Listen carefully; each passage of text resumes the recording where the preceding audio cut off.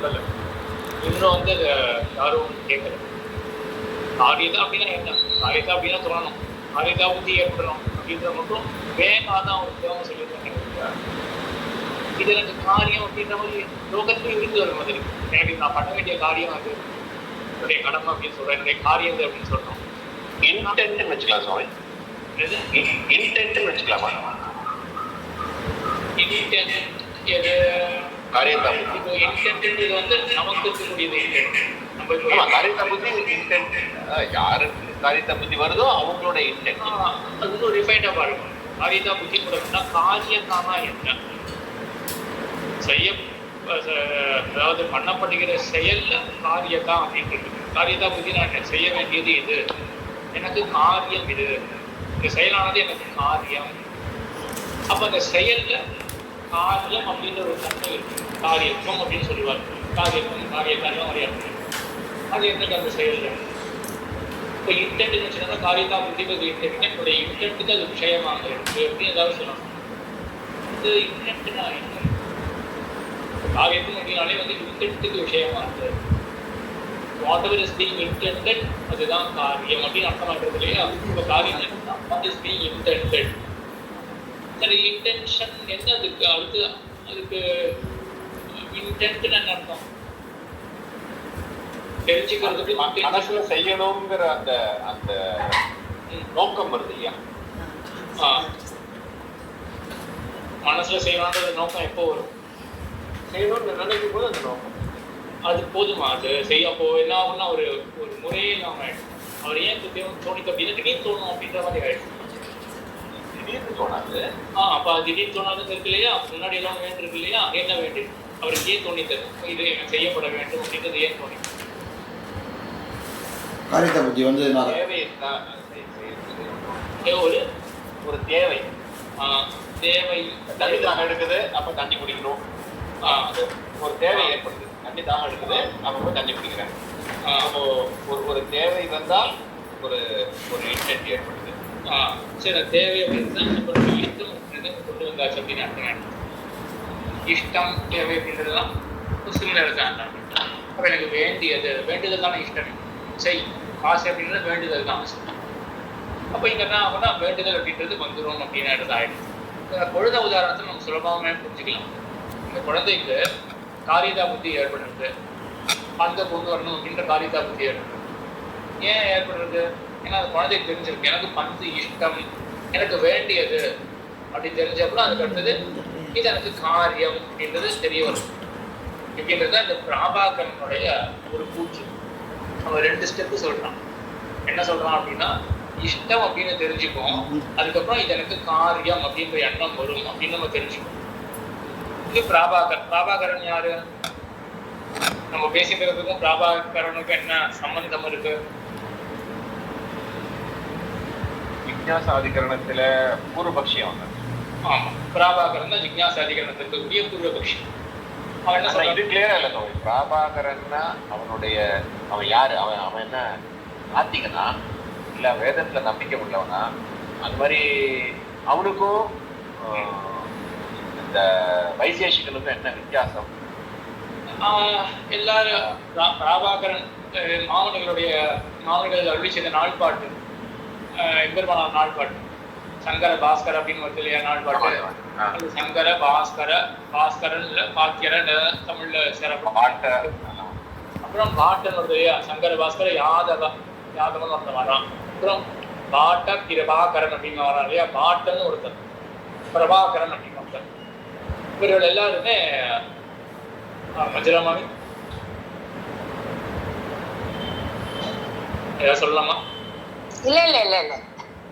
சரி, அந்த காலத்துல இவர்கள் எல்லாருமே ஒவ்வொரு பிலாசபர்ஸ் எல்லாருமே வேதத்தை ஒப்புக்கொள்ளாதது இந்த பாட்டுல யாரும் வரல. சங்கர பாஸ்கர் யாதவ பாட்ட பிரபாகர சங்கர் தான் அந்த இடத்துல வேதத்தை ஒப்புக்கொள்ளாதவர்கள் யாருமே வரல. வேதத்தை ஒப்புக்கொள்ளாதவர்கள் பௌத்தர்கள், சமணர்கள். இந்த வைசேஷிகன் அப்படின்றவன வேதத்தை ஒப்புக்கொண்டவன் தான். சார்வாகன் ஒத்துக்கிறாங்க. சார்வாகன் ஒத்துக்கல. பௌத்தன், சமணன் இவனெல்லாம் ஒத்துக்கல. இந்த வைசேஷிகன் அப்படின்னு வந்தான் இல்லையா, அவன் எந்த அதிகரணத்தினுடைய பூர்வபக்ஷி, வைசேஷிகன் நையாயிகனுக்கும் ஒரே விதமா பார்க்கலாம். இந்த பேதம் இருக்கு. நம்ம இப்போதைக்கு ஒரு ஏரியா பார்ப்போம். ஒரே விதத்துல எந்த அதிகரணம் சாஸ்திர யோனித்வாதிகரணத்தினுடைய பூர்வபக்ஷி வைசேஷிக நையாயிகம். இங்க பிராணாபாகரம்னா பூர்வபக்ஷி இதுல சித்தாந்த இதுல ஜிக்ஞாசாதிகரணம். சரி, இப்போ இவன் என்ன சொல்றான் அப்படின்னா இஷ்டம் அப்படின்னு தெரிஞ்ச பிறகு இது எனக்கு காரியம் அப்படின்னு தெரிய வரும் அப்படின்னு தான் பிராபாகரனுடைய கூற்று. ஆக இதுதான் அவனுடைய அவன் சொல்லக்கூடிய விஷயம் வந்து இஷ்டம் அப்படின்றது தெரியும். அதுக்கப்புறம் இது எனக்கு காரியம். இன்னும் ஒரு சின்ன அம்சம் இருக்கு, ரொம்ப சொல்லிட்டு போனா ரொம்ப இதுவாயிடுமோ அப்படின்னு பயத்தை ஏற்படுத்துமோ அப்படின்றதுனால இதோட நிற்கிறேன். இது மட்டும் போதும் நமக்கு. இஷ்டம் அப்படின்னு தெரிஞ்சுப்போம், அப்புறம் வந்து இது காரியம் அப்படின்னு அடுத்தது தெரிஞ்சுப்போம் அப்படின்னு.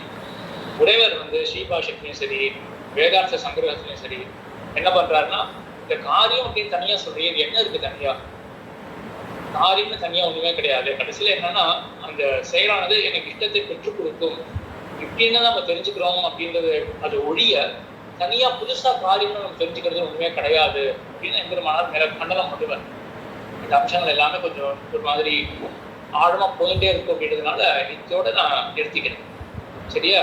இப்ப என்ன கேள்வி, அந்த சுதாமாமி கேட்ட கேள்வி என்ன அப்படின்னா, அந்த இஷ்டம் அப்படின்னு அந்த டிஸ்கஷன்ல அவங்க வந்தது என்ன வந்ததுன்னா, இஷ்டம் அப்படின்னு தெரிஞ்சாதான் அதுல செயல்படுவோம். குழந்தைகளுடைய அந்த விஷயத்துல என்ன ஆச்சுன்னா, பந்து கொண்டு வரது எனக்கு இஷ்டம் அப்படின்னு தெரிஞ்சிருக்கு, அதனால பந்தை கொண்டு வரதுக்காக அது போறது. ஆனா எல்லா இடத்துலயும் அந்த இஷ்டம் அப்படின்னு ஒண்ணு தெரியலையே. அந்த இவர் சொல்றார், விருத்தர் சொல்றார் மாட்டை கொண்டு வா அப்படின்னு சொல்றாரு. அந்த மத்தியமா விருத்தன் வந்து என்ன பண்றான்னா கொண்டு வரான். அவன் அவங்க கொண்டு வருதல் அப்படின்ற செயல் அவன் ஈடுபடுறான். அவனுக்கு ஒன்றும் அவங்க இஷ்டம் அப்படின்னு ஒண்ணு தெரியலையே, மரியாதைக்காக அவன் பண்றான் அப்படின்னு வச்சுக்கலாமே. ஒரு பெரியவர் சொல்ல நான் கேட்க வேண்டுமே, இது போதுமே அப்படின்னா, இங்கெல்லாம் என்ன அப்படின்னா நையாயிகன் வைசேஷிகன் இருக்கான் இல்லையா, அவன் சொல்லுவான் என்ன சொல்லுவான், இந்த பிராபாகரனை பத்தி அவனை பத்தி அப்படின்னா அவனை குறித்து என்ன சொல்லுவான் அப்படின்னா, வெறும் காரியதா புத்தி அப்படின்றது மட்டும் போராது, 1000 தடவை இது எனக்கு காரியம் காரியம் அப்படின்னு தெரிஞ்சா கூட இது எனக்கு நன்மை பயக்கும் அப்படின்னு தெரியாம போனா எதுவுமே செயலை செய்ய மாட்டான்.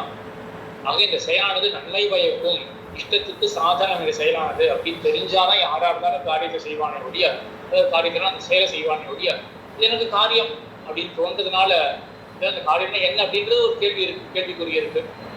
அது இஷ்டம், இது எனக்கு இது இஷ்டத்தை பெற்றுக் கொடுக்கும் அப்படின்ற எண்ணம் இல்லாத பொழுது நிச்சயமா எப்பவுமே ஒரு செயலை செய்ய மாட்டான் அப்படின்றது வந்து அவனுடைய பதிலாக இருக்கு. இப்போ அதை வச்சு நீங்க பார்க்கணும் என்ன இருக்கு, இந்த விருத்தர் இருக்காரு இல்லையா, அவர் வந்து மாட்டை கொண்டு வா அப்படின்னு சொல்றாரு. இந்த மத்தியம விருத்தன் போய் கொண்டு வரான். என்ன புரிஞ்சுக்கணும் அந்த மத்தியம விருத்தன், அவனுக்கு மட்டும் மாட்டை கொண்டு வர்றது எனக்கு நன்மையை பயக்கும் அப்படின்னு அவன் தெரிஞ்சுக்காம போனான்னா அவன் பண்ணவே மாட்டான். இப்போ இந்த காலத்துல எவ்வளவு பார்க்கலாம் இல்லையா, இப்போ பெரியவர் சொல்ற அப்படின்றதுக்காக அவனே குழந்தை பண்ணிடுமா, எவ்வளவு சொன்னாலும் அது பண்ணாது இல்லையா, ஒரு மரியாதைக்காக அப்படின்னு. அப்போ கடைசியில என்ன பண்ணணும்னா, அந்த எல்லா செயல்பாட்டுக்கிட்டையும் ஒரு எண்ணத்தை கொண்டு வரணும். இந்த செயலானது எனக்கு இஷ்டத்தை பெற்றுக் கொடுக்கும் அப்படின்ற அந்த எண்ணம் வந்தாதான் அதுக்கப்புறம் அந்த செயலில் ஈடுபடுவான். இதுன்றது எல்லாருமே ஒத்துக்கிறது தான் இந்த பிரக்கிரியை. இஷ்டமா நடுவில் இப்போ சொல்ற பிரக்கிரியை, இப்போ சொல்ற ப்ராசஸ் அதிகமாக என்ன இருக்கு, நாபாகரன் சொல்றது இஷ்டம் அப்படின்னு தெரிஞ்சுக்கணும். செயலானது இஷ்டம் தெரிஞ்ச பிறகு நடுவில் என்ன சொல்லணும், காரியதா புத்தி இருக்கீங்க சொல்லலாம், காரியதா புத்தி இருக்கணும் அப்படின்னு இவன் அதிகமா சொல்லணும். பிராபாகரனுடைய பட்சத்தில் நடந்ததுன்னா இஷ்டம் அப்படின்னு தெரிஞ்சிடும், அதுக்கப்புறம் இது காரியம் அப்படின்னு தெரியும்.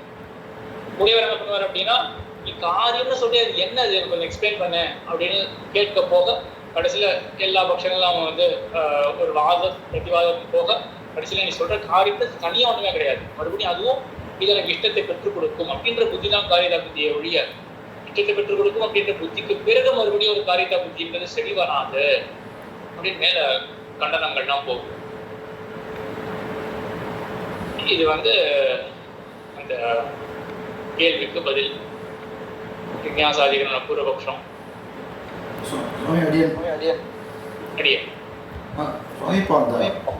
விருத்தன் சொல்ல போக அவர் மத்தியமன் வந்து அதை மாட கொண்டு வரும் போது அங்க அவருடைய இஷ்டமுடையது வந்து பெரிவாசமையை கேட்டோம் அப்படிங்கிறத வச்சுக்கோங்க. சரியா கேட்கல இங்க கிட்டக்க இருக்கிறதுனால அந்த விருத்தன் வந்து சொன்ன உடனே மாடை கூட்டின்னு வர அந்த மாடை கூட்டுறதுக்கு அவருக்கு அப்பா சொன்னா கூட்டின்னு வரேன் அப்படிங்கிறது கூட்டின்னு வர அங்க வந்து நம்ம கூட்டின்னு வந்தாலும் திருப்தி இருக்கும் அப்படிங்கிற இஷ்டமா வச்சுக்கலாமா? வச்சுக்கலாமே. அப்போ அப்பாவுடைய திருப்தி எனக்கு இஷ்டம் அப்படின்றதுனால நான் செய்யற செயலானது எனக்கு என்னுடைய அப்பாவுக்கு பிரீத்தியை விளைவிக்கும், அது எனக்கு இஷ்டம் அப்படின்னு எனக்கு இஷ்டத்தை தெரிஞ்சுட்டு தான் ஒரு செயலை ஈடுபடும். கண்டிப்பா நாங்க அதுதான் சொன்னாரு. இஷ்டம் அப்படின்றது அப்பாவுடைய பிரீத்தி தான். டிஸ்கஷன் மேல பண்ணும்போது பாயிண்ட்ஸ் வருது. ஆமா ஆமா ஆமா. ஆனா இங்கேயும் ஒண்ணு மறுபடியும் நம்ம வந்து அந்த நுனிப்புல தான் தொட்டிருக்கோம், மேய்ஞ்சிருக்கோம் சொல்ல வேண்டாம், அதெல்லாம் தொட்டிருக்கோம் அப்படின்னு சொல்லியிருக்கேன். ஏன்னா இப்போ அடுத்தது அந்த இப்போ அப்பாவுடைய பிரீத்தி தான் இங்கே இஷ்டம் அப்படின்னா விதி அப்படின்றது அதுக்கு என்ன அர்த்தம் சரியா நான் அதை தொடக்கூட இல்லை, நான் கொஞ்சம் காம்ப்ளெக்ஸ் ஆகிடும். இது வரைக்கும் எல்லாமே சரியாக தான் புரிஞ்சுட்டு இருக்கீங்க. அது என்ன இது வரைக்கும் போதும். அதாவது இந்த ஆஸ்பெக்ட், இந்த பூர்வபக்ஷ ஆஸ்பெக்ட்ல இது போதும். இதுக்கு மேலே வேற ஏதாவது கேள்வி இருக்கா இந்த காரிதா பற்றி? சரி, எல்லாருக்கும் சுமதி மாமி, ஜெயந்தி மாமி எல்லாருக்கும் இந்த விஷயங்கள்லாம் காரிதா புத்தி எல்லாம் புரிஞ்சுது இல்லையா? புரிஞ்சுது. சரி சரி, இப்போ வேற என்ன பண்ணலாம்? சட்னு முடிஞ்சு போயிட்டு கேள்விகள். சுவாமி, ஒரு டவுட் இருக்குது. அதாவது பூர்வபக்ஷத்தில் இல்லை, சித்தாந்தத்தில் வரும்போது மாதிரி வந்து அந்த செய்கையில் வந்து மாடியில் இருக்கிற அண்ணாக்கிட்ட போய் சொல்லு, இது மாதிரி அங்கே ஒரு தண்டம் இருக்குன்னு சொல்லுன்னு சொல்கிறா இல்லையா? அது செய்கையில் சொல்கிறான்னு தான் சொல்லணுமா? அது வந்து வார்த்தையாக நம்ம வந்து ஒரு சொல்லானது சித்த பதார்த்தத்தை குறிக்கும் அப்படின்னு தானே இங்கே நிரூபிக்க வரார் இல்லையா? அப்படிங்கும்போது அது வந்து அவர் செய்கையிலேயே அந்த ஸ்டேட்மெண்ட் அப்படி சொல்லிட முடியுமா? அது சொல்லாதானே, வார்த்தையாக தானே சொல்லியிருக்க முடியும். அது ஒரு டவுட் இருக்குது சுவாமி. அது அதாவது இந்த பெரியவர் பண்ணது, அந்த பெரியவர் பண்ணுறதே அந்த இதை வந்து செய்கையால் அப்படி சொல்லிட முடியுமா, புரிய வைக்க முடியுமா? அது வந்து சொல்லாவே சொல்கிறதா இருக்கக்கூடாதா அப்படின்னு? செய்கையால் உண்மை சொல்லாமல் வெறும் இங்கிதத்தினாலாம் புரிய வைக்க முடியாதானே? அதாவது மாடியில் போய் அவர்கிட்ட தண்டம் இருக்குன்னு சொல்லு அப்படிங்கிறத வந்து நான் சொல்லி பார்த்துட்டேன். பட் சொல்லி பார்த்துட்டா கூட அது வந்து அவ்வளோ அது கிளாரிட்டி கொடுத்துருமா அப்படின்னு. இப்போ சைன் லாங்குவேஜ்லாம் லோக்கத்தில் எவ்வளோ இருக்கு இல்லையா? சைன் லாங்குவேஜ்லாம் ப்ரெஸ் கான்ஃபரன்ஸ் நடத்தினாலே எல்லாம் என்ன பண்ணுவான்னா பக்கத்தில் வந்து சைன் லாங்குவேஜ் ஓட்டிட்டு இங்கே வெளிநாட்டுலாம் அந்த மாதிரி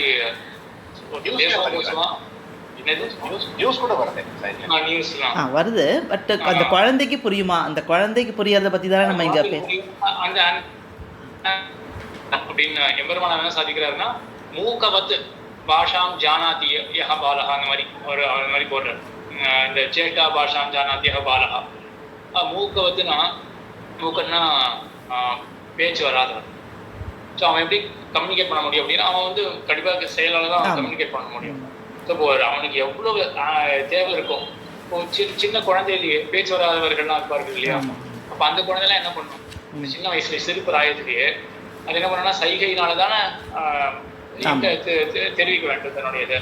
அது போல ஒரு பையன் இருக்கான். இந்த அங்கே போல ஒரு பையன் வந்து சைகை நல்லா தெரிஞ்சு வச்சுட்டு இருக்கான். அவன் வந்து இந்த மாதிரி பார்க்குறான். அப்போ அவன் பார்த்துட்டு இப்போ அவன் இப்போதான் ஃபர்ஸ்ட் டைம் வந்து அவன் இது வரைக்கும் அவன் பேசுனதும் கிடையாது. மூக்கவத்துன்ற எம்பெருமானார் எடுத்த உதாரணத்துல எவ்வளவு ஒட்டுறது இப்போ விஷயங்கள். இந்த ஒரு ஊமை இருக்கான். ஊமைக்கு என்ன ஆகும்னா அவன் பேசியிருக்கவே மாட்டான். இப்போ செயலானதான் வந்து இப்போ செயலான எல்லாத்தையும் புரிஞ்சுட்டு இருப்பான். அதனால அந்த பெரியவர் தன்னுடைய தாதா பண்றதையும் கரெக்டா புரிஞ்சுட்டாங்க. மூக்கன்னு எம்பெருமான சொல்ல, இந்த ஊமை அப்படின்னு என்ன சொல்லல, ஊமை எப்போல அப்படின்னு அதுக்கும் சில தாற்பயங்கள்லாம் இருக்கு. அது இருக்கட்டும்.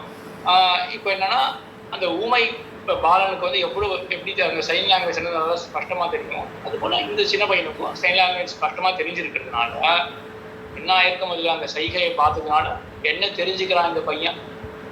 என்ன தெரிஞ்சுக்கிறான்? மேலே இருக்கிற பெரியப்பா கிட்ட வந்து போய் இந்த தண்டத்தை வந்து அங்கே இருக்குது அப்படிங்கிறத சொல்கிறத புரிஞ்சுக்கிறான். தாத்தா சொல்கிறத புரிஞ்சுக்கிறான். தாத்தா செய்கையில் சொல்கிறத புரிஞ்சுக்கிறான்.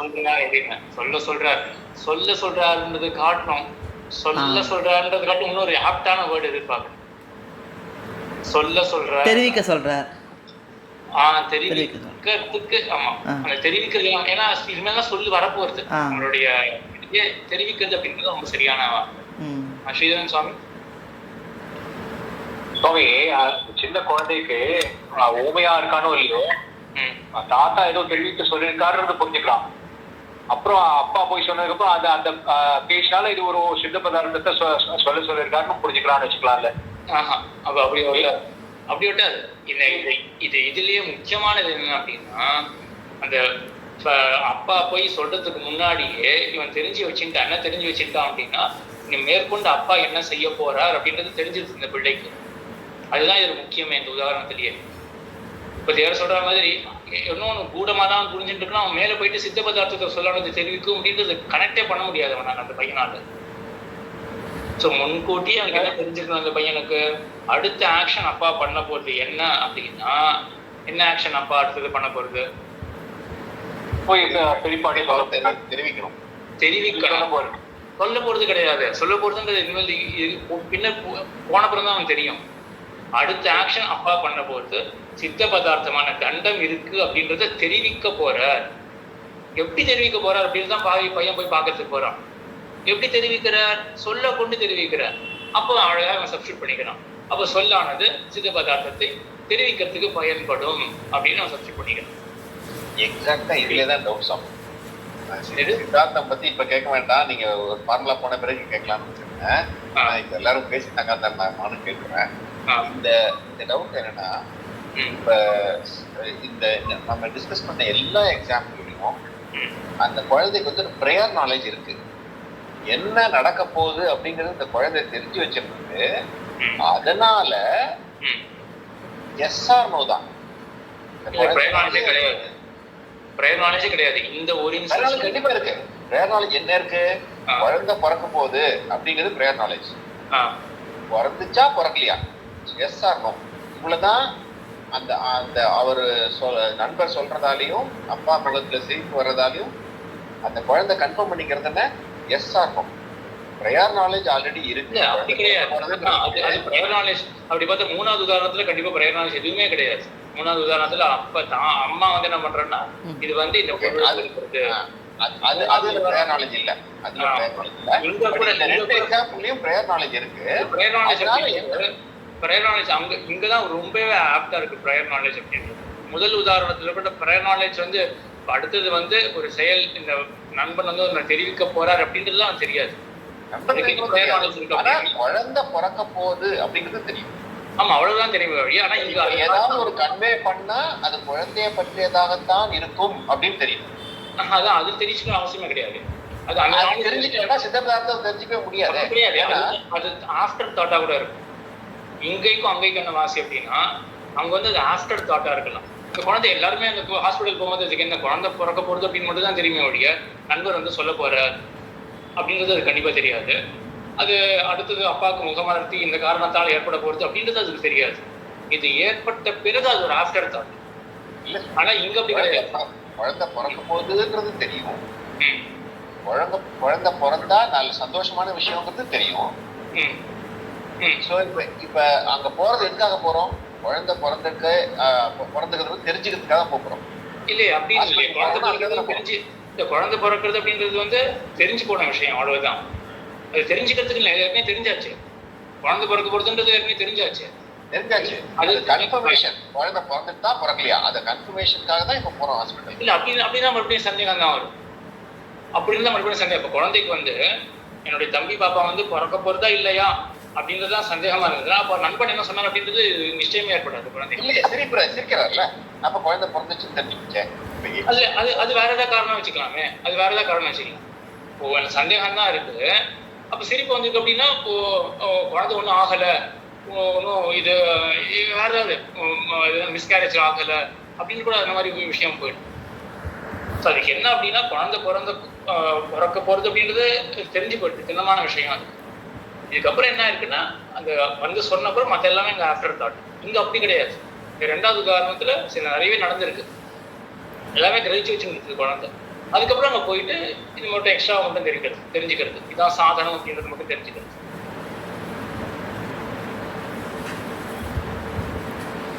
மூணாவது எக்ஸாம்பிள்ல ப்ரேயர் நாலேஜ் இல்லை. நான் முதல்ல அந்த மூணாவது எக்ஸாம்பிள் பற்றி யோசிக்காம இது ரெண்டு மட்டும் யோசிச்சேன். அப்போ வந்து ப்ரேயர் நாலேஜ் இல்லைன்னா சித்த பதார்த்தத்தை சொல்ல முடியாதுன்னு நான் யோசிச்சு.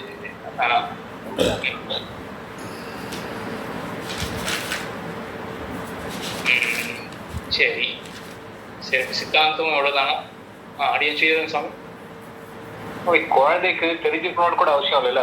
கூட போறது, அப்பா கூட்டிட்டு போறாரு, கூட போறது, ஏதோ நண்பர் ஏதோ சொல்றாரு, ஹாஸ்பிட்டல் போறாரு, கூட்டு போறது, இந்த காரணத்துக்காக போகணும்னு அவசியம் தெரிஞ்சிருக்கணுமா? தெரிஞ்சிருக்காது இல்ல.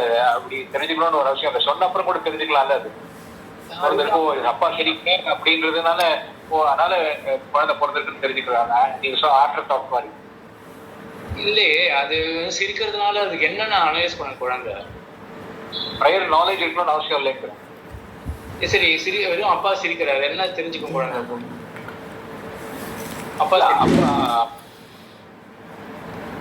ப்ரையர் நாலேஜ் இல்லைன்னா ஏதாவது ஜோக் அடிச்சு சிரிக்கிறாங்க கூட நினைக்கிறாங்க. ஜோக் அவர் வந்து அவசியம் நான் தப்பா புரிஞ்சிருக்கேன். அந்த ஜிஸ்டே எடுத்துக்க மாட்டேங்கிறீங்க. அந்த அண்டர்லைன் இது அந்த பேஸ் வந்து சப்தமானது ஒரு சித்த பதார்த்தத்தை தெரிவிக்கும் அப்படின்றது இதுக்கு அப்புறம் தான் தெரிஞ்சுக்கவே போறது.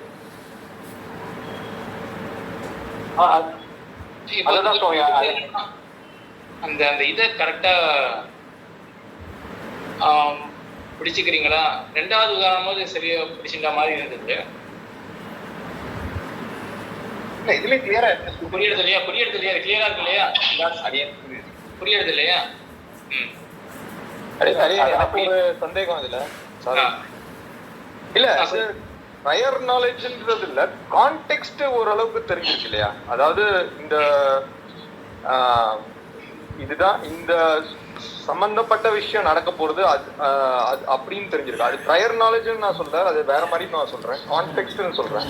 அது பேரு தான் கொடுத்துக்கலாம். முன்னாடி ஏதோ ஒரு நாலேஜ் இருக்கு. அந்த கான்டெக்ஸ்ட் நாலேஜ் தான் ப்ரையரா தெரிஞ்சுக்கிறது. கான்டெக்ஸ்ட்ன்றது கான்டெக்ஸ்ட் இல்லை, ப்ரையர் நாலேஜ்னா தான் இருக்கணும். அதாவது முன்கூட்டியே இது நடக்க போறது, இந்த சித்த பதார்த்தமானது நடக்க போறது அப்படின்னு தெரிஞ்சிருக்கு. கரெக்ட், சரியா? இப்ப வந்து அங்க இவர் சொன்ன அவருக்கு முகமலர்த்தி வரத்துக்கு என்ன காரணம் அப்படின்னா, சித்த பதார்த்தத்தை பற்றின ஞானம் தான் காரணம். அந்த ஞானம் எப்படி வந்தது? சொன்னதுனால வந்தது. அப்ப சித்த பதார்த்தத்தை ஒரு சொல்லானது தெரிவிக்கும். இவ்வளவுதான் நமக்கு சாதிக்கணும். இருக்கணும் இல்லன்றது வந்து क्वेश्चन இல்லல்ல. இதுல நமக்கு வந்து இருக்கணும், அனலைஸ் பண்ணி இந்த உதாரணத்துல இப்படி இருக்கு, மற்ற உதாரணத்துல இல்ல ப்ரையர் நாலேஜ் அப்படின்னு. சரி, ஓகே. ப்ரையர் நாலேஜ் யாராவது சொன்னதுக்கு அப்புறம் தான் சொன்னதுக்கு அப்புறம் இப்ப அப்பாவே சொல்லிருக்கலாம் இல்லையா? இதுக்கு போறோம், ஹாஸ்பிட்டலுக்கு போறோம், குழந்தைய பார்க்க போறோம், அப்பா தெரியாது சாமி. அப்போ சொல்லி அப்பா சொன்னார் அப்படின்னா, அப்போ இது வரைக்கும் அந்த குழந்தை வந்து சித்த பதார்த்தத்தை போதிக்கும் அப்படின்னு தெரிஞ்சுக்கலையே. சப்தமானது தெரிஞ்சுக்கிட்டேன், பட் அந்த ப்ரையர் நாலேஜ் எப்படி வருதுன்னு கேட்கறேன். ப்ரையர் நாலேஜ் வந்ததுக்கு காரணமா சைகைனாலே இவ்வளவு பெருசு சொல்ல முடியுமா அப்படின்னு அந்த கேள்விலாம் இருக்கு இல்லையா? இப்போ ஏதோ ஒரு விதத்துல வந்திருக்கு அப்படின்றத வச்சுட்டு நமக்கு வந்து அதை அனலைஸ் பண்ணி எம்பெருமான் ஒன்றும் பண்ண போறது கிடையாது. எம்பெருமான் என்ன ஸ்தாபிக்க போறேன், இந்த மாதிரி சுச்சுவேஷன் இருக்கு, இந்த மாதிரி சுச்சுவேஷன் வரவே வராது அப்படின்னு சொல்ல முடியாது. அந்த குழந்தைக்கு வந்து எப்படி தெரிஞ்சிருக்க முடியும்? குழந்தைக்கு அது ஒரு சப்தம் இல்லை அப்படின்னா பிரத்யட்சமோ இல்லாட்டி அனுமானமா வச்சுக்கணும். இப்போ அந்த குழந்தை ஏற்கனவே வந்து இன்னொரு தம்பி பிறந்திருக்கான் அப்படின்றத ஏற்கனவே பார்த்துட்டு வச்சுப்பாங்க, ஞாபகத்தில் வச்சுட்டு அந்த குழந்தை அம்மாவுடைய வயிறு இது மாதிரி பெருகி போறது அப்படின்றது ஏதோ ஒரு அனுமானத்தினாலே தெரிஞ்சு வச்சுட்டு இருக்கு அப்படின்னு வச்சுக்கோங்க. அப்படின்ற ஸ்திதி வச்சுட்டு அதுக்கப்புறம் இந்த மாதிரி ஒரு ஸ்திதி அந்த காலத்துல இதெல்லாம் ஒரு மாதிரி ஒத்துன்னு இருக்கிற ஒரு விஷயம் தான். இந்த மாதிரி நடக்கும். இப்போ ஏன்னா இந்த ரெண்டாவது சுதாமாமி கேட்ட மாதிரி ரெண்டாவதுல தான் வந்து இன்னும் கொஞ்சம் ரொம்ப அதிகமா அது எப்படி சின்ன குழந்தை சைகையிலேயே எல்லாம் புரிஞ்சுக்கணும் அப்படின்னு புரிஞ்சுக்கணும்னு வச்சுட்டு அப்படி ஸோ இங்கே ஏதோ ஒரு உபாயத்தினால அனுமானத்தை தான் சொல்லி ஆகணும். சப்தம் இல்லை அப்படின்னா பிரத்யட்சமா இல்லாட்டி அனுமானத்தினால எப்படி அந்த குழந்தை தெரிஞ்சு வச்சுட்டு இருக்கும் அடுத்ததுதான் அப்படின்றது.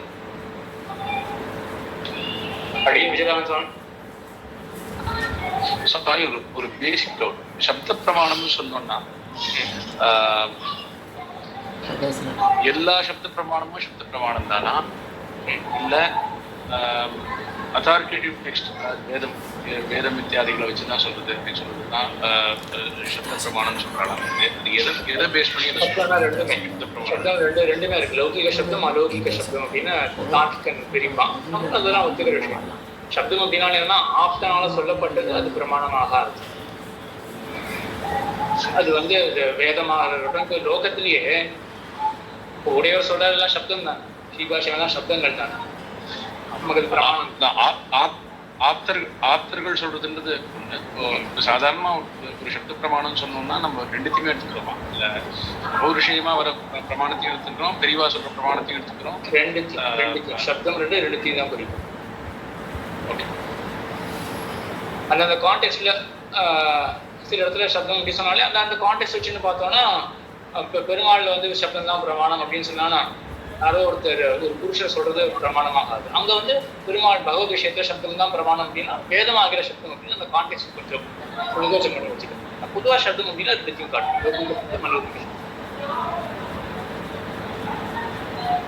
கீதா மாமி அடி இல்ல, நமக்கு இவ்வளவு விசாரங்கள் வருது இல்லையா, இத பத்திய சந்தேகங்கள் எல்லாம் வரத்தை நிவர்த்திக்கிறதுக்காகவே ராமானுஜர் அவரோட எக்ஸாம்பிள்ல அந்த சுட்டி காட்டி அந்த இதை இது பண்ணியிருக்காரோ அப்படின்னு எனக்கு தோன்றது.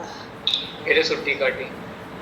அந்த நெக்ஸ்ட் எக்ஸாம்பிள் அவரோட ஓன் எக்ஸாம்பிள்ஸ்ல அவர் வந்து காமிச்சு குழந்தை தெரிஞ்சுக்க முடியும்னு அவர் சொல்றாரு பார்த்தீங்களா, அத சொல்றேன் நான். அதனாலதான் இது வந்து அவர் அந்த எக்ஸாம்பிள வந்து நல்லா ஸ்ட்ராங்கா நிரூபிச்சிட்டாரோன்னு எனக்கு தோன்றது. அது மூணாவது எக்ஸாம்பிள் மட்டுமே போறல சாமி. இந்த ரெண்டு எக்ஸாம்பிள் எதனால சொல்லுங்க, வேற ஏதாவது ஒரு காரணம் இருக்கா? அது அபிஹித அன்வயவாதம், அன்வித அபிதானவாதம் அப்படின்னு இருக்கு. அது கொஞ்சம் ரொம்ப டீப்பா போகலாம். மூணாவது எக்ஸாம்பிள் வந்து அபிஹித அன்வயவாதம் அப்படின்றத காட்டுறது. அது ரொம்ப டீப்பா போகும். அது இப்போ வரைக்கும் பார்க்க வேண்டாம். முதல் ரெண்டு எக்ஸாம்பிளான என்ன தெரிஞ்சுப்போம் அப்படின்னா அன்வித அபிதானம் அப்படின்றது தெரிஞ்சுப்போம். அது வேண்டாமே, சரி. அது நிறைய சொல்ல வேண்டியிருக்கும். அதுக்கு எனக்கு முதல்ல வந்த கன்ஃபியூஷன் அது இப்ப சரியாயிடுது. பட் அது சொல்றேன், ஒருவேளை அது ஏதாவது ஒரு கிளாரிட்டி. முதல்ல காரியவதா புத்தி அப்படின்னு சொல்லும் போது ஏற்பட்ட இமீடியட் இம்ப்ரெஷன் வந்து verb. எல்லா வினை சொல்லும் காரியத்தா புத்தி தான் அப்படின்ற ஒரு சரியா சொல்லணும். வினை சொல்லானது எப்படி புத்தி ஆகும் அப்படி சொல்லக்கூடாது. வினை சொல்லால ஏற்படக்கூடிய புத்தி அப்படின்னு அதை கன்ஃபியூஸ் பண்ணிட்டாங்க. வேர்பு தான் வந்து காரியத்தா புத்தி, வினைகளும் எல்லா வினைகளும் காரியத்தா புத்தி அப்படி வச்சிருக்கேன். அதனால பிறப்புங்கிறது ஒரு வேர்ப் ஆச்சே அப்படின்னு உங்ககிட்ட ஒரு ஆர்கியூ கூட பண்ணேன். இல்ல ஒரு நிமிஷம் நான் சொல்றது கேட்கறதா? வேர்பு வந்து காரியத்தா புத்தி கிடையாது. வேர்பை கொண்ட சென்டென்ஸ்னால ஏற்படுற புத்தி காரியத்தா புத்தி அப்படின்னு தான் சொல்லணும். அதான் இன்டென்ஷன். அதான் சொல்றது இன்டென்ஷன். வேர்பு கொண்ட சென்டென்ஸால் ஏற்படுற புத்தி காரியத்தா புத்தி. இப்போ ஏற்படுற புரிதல் அது மாதிரி இல்ல, முதல்ல அப்படி இருந்தது. இப்போ எனக்கு என்ன தோணுதுன்னா ரெண்டு விஷயம். ஒண்ணு வந்து இன்டென்ட் இருக்கணும், வெறும் வேர்பு பத்தாது, இன்டென்ட் இருக்கணும். ரெண்டாவது அந்த இன்டென்ட் எனக்கு இருந்தாதான் என்னோட காரியத்தா புத்தி, இன்னொருத்தருக்கு அந்த இன்டென்ட் இருந்தா அது அவருடைய காரியத்தா புத்தி தான். அது வேரியேஷன் இருக்கு. இன்டென்ட் வேண்டாம், இன்டென்ட் கிடையாது. வேர்பு இருக்கணும், வேர்புக்கு அப்புறம் இன்டென்ட் கிடையாது.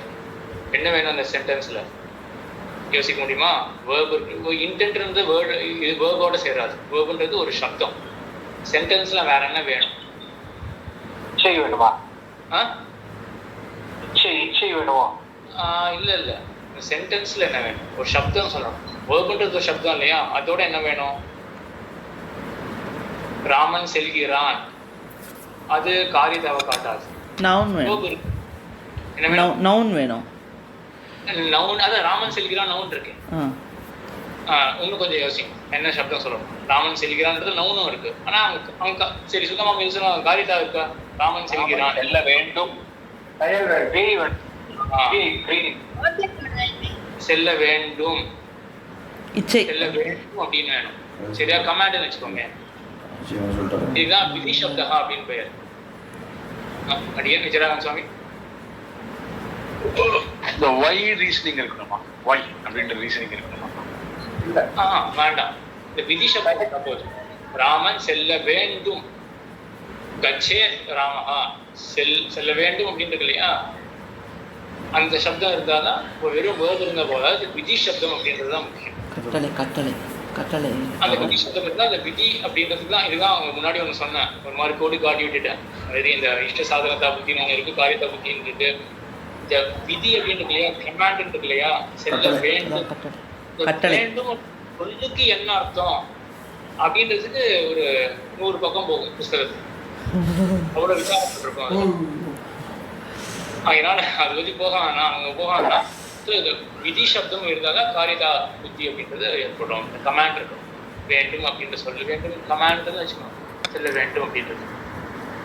இல்ல அந்த செயல் சொல்லலாம், செயல் ஒரு செயலை சொல்றதுக்காக அந்த வினைச்சொல் கூட அது இருக்கும். அது அவன் என்ன கமாண்ட்ன்றது வந்து எந்த செயல் அப்படின்றதுக்கான அந்த வினை சொல்றது வேண்டும் அப்படின்றது தான் முக்கியம். காரியதா புத்தி என்ன செய்ய வேண்டும் அதுக்கு வினை சொல்றது.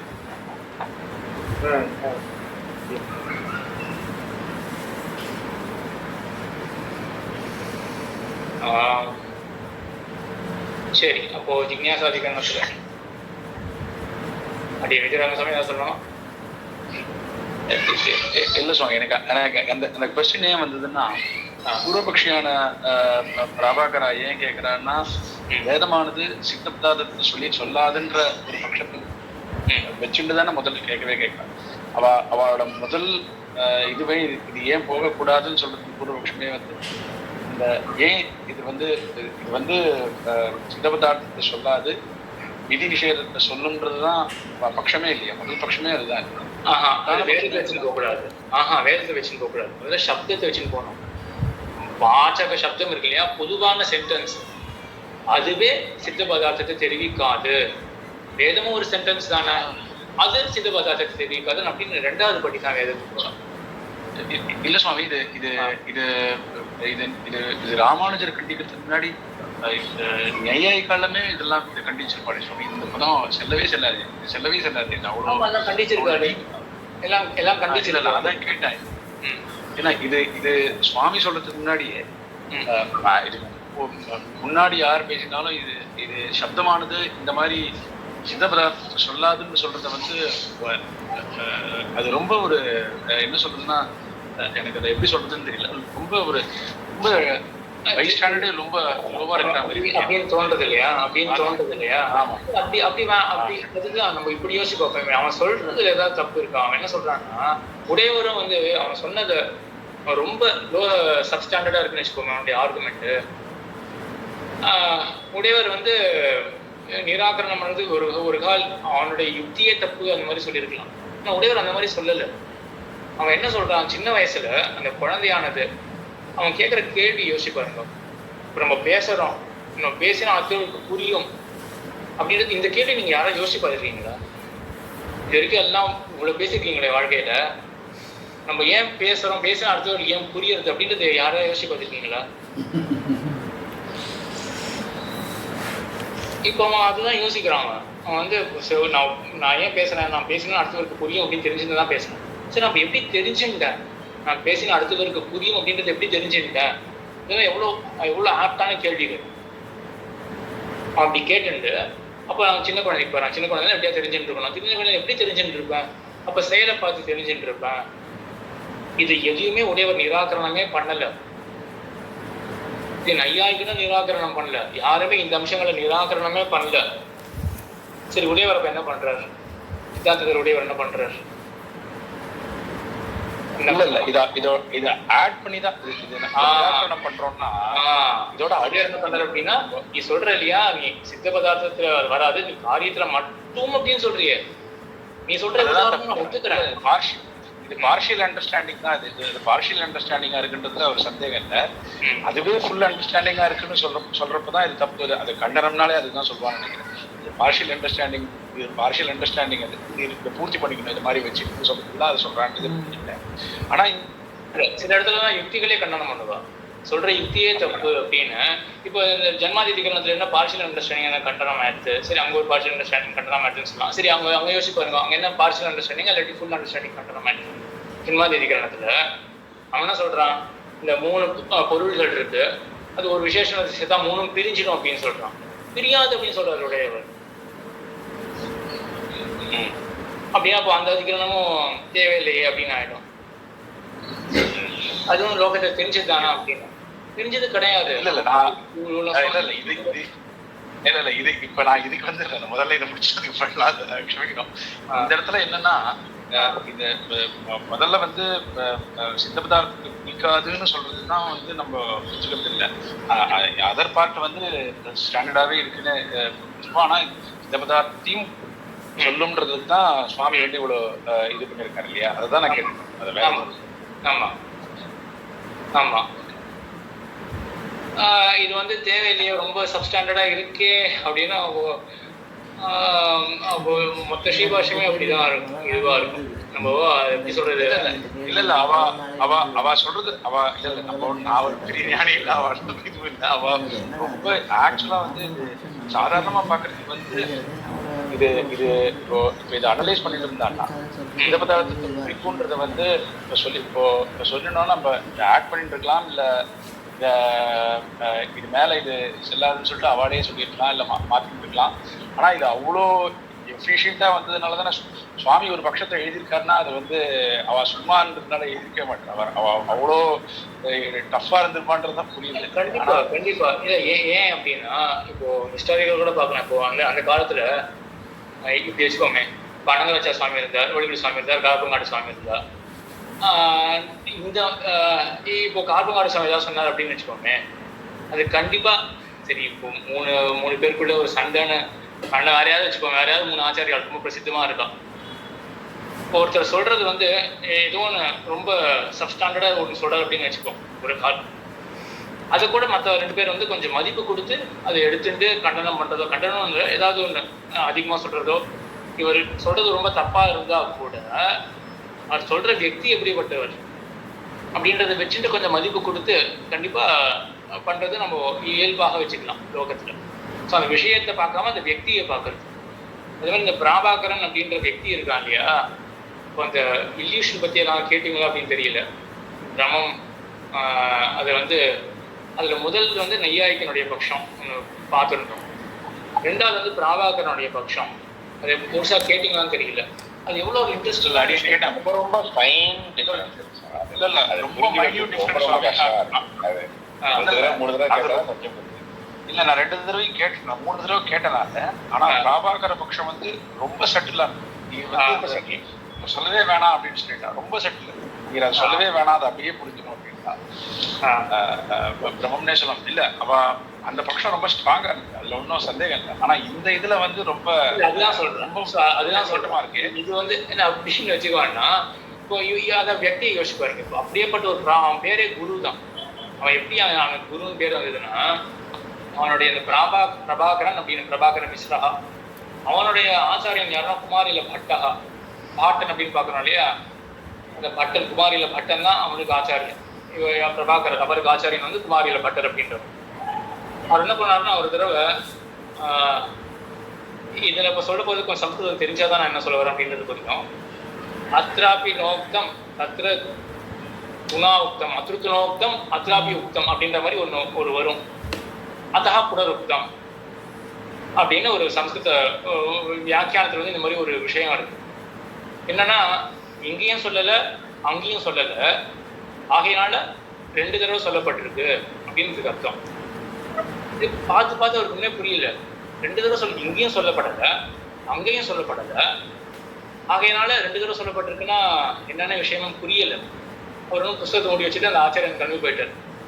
இந்த சிஷ்யன் என்ன பண்ணியிருக்கான் அப்படின்னா, கொஞ்சம் அனலைஸ்லாம் பண்ணி பார்த்துட்டு சரியா இதுக்கு விடையே சொல்லிட்டான். அந்த சிஷ்யன் சொல்லிட்டு அவன் கரெக்டாக அந்த இதில் வந்து கொஞ்சம் மார்க்கிங்ஸ்லாம் மாற்றி என்ன அர்த்தம் அப்படின்றது புரியுற மாதிரி அவன் அந்த பதங்கள்லாம் மாற்றி வச்சுட்டான். இதுக்கப்புறம் வந்து பார்த்தார் இந்த ஆச்சாரியன், இவன் பண்ணியிருக்கான் அப்படிங்கிறதுலாம் தெரியாது. யாரு பார்ப்பனா, குருவா நீயா அப்படின்னாரு. அந்த பையனை பார்த்து நீ தான் அப்படின்றது அவனை பார்த்து குருவா அப்படின்னாரு. எனக்கே குரு போல இருக்கியே நீ, எனக்கு சரியாதான் நீ சொல்லிக் கொடுக்குறியே அப்படின்னு. இப்போ சிஷ்யனுக்கு வந்து ஆச்சாரிய இடத்துலேருந்து குரு அப்படின்னு பேர் வாங்கினவர் இந்த பிரபாகர மிஸ்ரன்றவர். அதனால அவருடைய பட்சமா இருக்கிறதுனால ஒரு வெயிட்டேஜ் கொடுத்து, அந்த காலத்துல எவ்வளவு பேர் பிரபாகரால இருந்திருக்கான். இவருடைய ஞானத்தை பார்த்து அந்த சம்பிரதாயத்தை அவலம்பனம் பண்ணி இவ்வளோ பேர் இருந்திருக்கா பிராபாகரால. அதனால உடையவர் அதுக்கு வெயிட்டேஜ் கொடுத்து கண்டனம் பண்ணியிருக்கேன் இந்த முதல் சூத்திரத்தில்.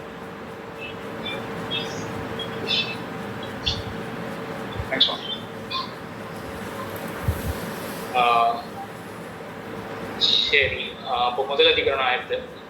சரி, ஜன்மாதி அதிகரணம் பார்த்துட்டோம், அதே போல் சாஸ்திரநிக்க அதிகரணம் நிறையவே பார்த்துட்டோம்.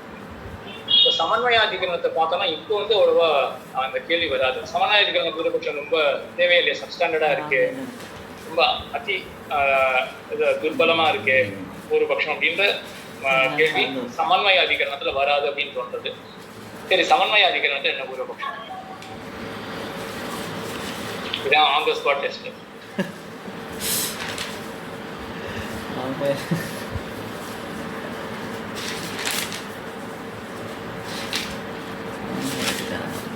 பலன் இல்லையா? நாலாவது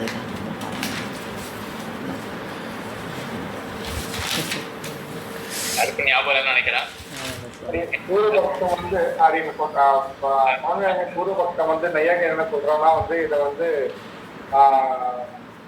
ஃபர்ஸ்ட் நம்ம மூணாவது அதிகாரத்தை சொல்லிடுறா இந்த மாதிரி பிரம்மத்தை தெரிஞ்சுக்க முடியாதுன்னு அவங்க நெய்யாயிகர்களுக்கும்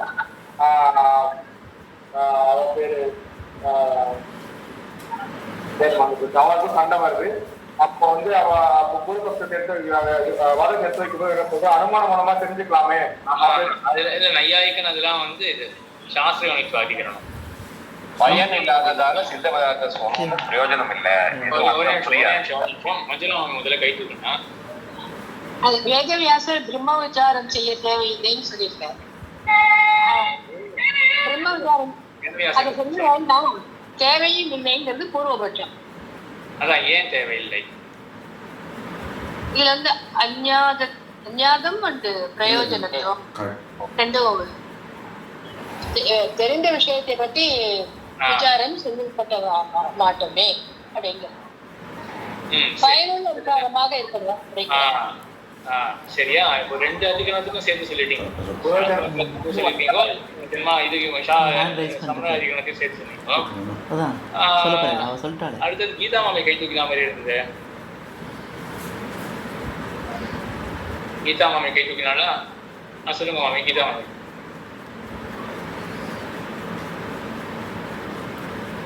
சரி, அப்படி தூக்கலன்னா ரங்கசுவாமி சுவாமி சொல்லலாம். மஞ்சளாமி சொன்ன மாதிரி அஜ்ஞாதத்துவங்கிறது சாஸ்திர யோனிபாவத்தில் சொல்லியிருக்கோம். பிரயோஜனத்துவங்கிறது சமன்வய. ஏன்னா இப்போ காக்கைக்கு பல்லு உண்டா அப்படிங்கிறது எதுவும் அதை நம்ம விசாரம் செய்ய மாட்டோம். அது மாதிரி இருக்கிறதுனால ஒரு பிரயோஜனம் இருந்தால் தான் இந்த விசாரத்தை செய்வோம் அப்படிங்கிறது இந்த சமன்வய அதிகாரம். ஆமா, இப்போ என்ன ஆச்சுன்னா அஜ்ஞாதத்துவம் அப்படின்றது வந்து தெரிஞ்ச விஷயத்த நம்ம பார்க்க மாட்டோம், விசாரம் பண்ண மாட்டோம் அப்படின்றதுனால சாஸ்திர யோனிக்க அதிகரணத்தில் அதான் பூர்வபக்ஷம். தெரிஞ்சித்த விஷயம் நம்மளுக்கு விசாரம் பண்ணோம் அப்படின்னா இல்லை பிரம்மத்தை வந்து சாஸ்திரத்தை கொண்டு தான் தெரிஞ்சுக்க முடியும். பிரம்மம் வந்து அஜ்ஞாதம், மற்ற விஷய விதத்தினால அறிய முடியாது பிரம்மம். அஜ்ஞாதம்னா அறியப்படாது, மற்ற விதத்துல அறியப்படாதது பிரம்மம். அதனால சாஸ்திரத்தை கொண்டு விசாரம் பண்ணலாம். இது மூணாவது அதிகரணம். நாலாவது அதிகரணம் என்ன சொல்றது? விசாரம் பண்ணணும்னா அதுக்கு பிரயோஜனம் இருக்கணும். பிரயோஜனம் இருக்கா? பிரம்மத்துக்கு பிரயோஜனம் கிடையாது. பிரம்மம் வந்து ஒரு பிரயோஜனமாக சொல்ல முடியாது. சரி, ஏன் பிரம்மம் பிரயோஜனம் கிடையாது? அப்ப எது பிரயோஜனம்?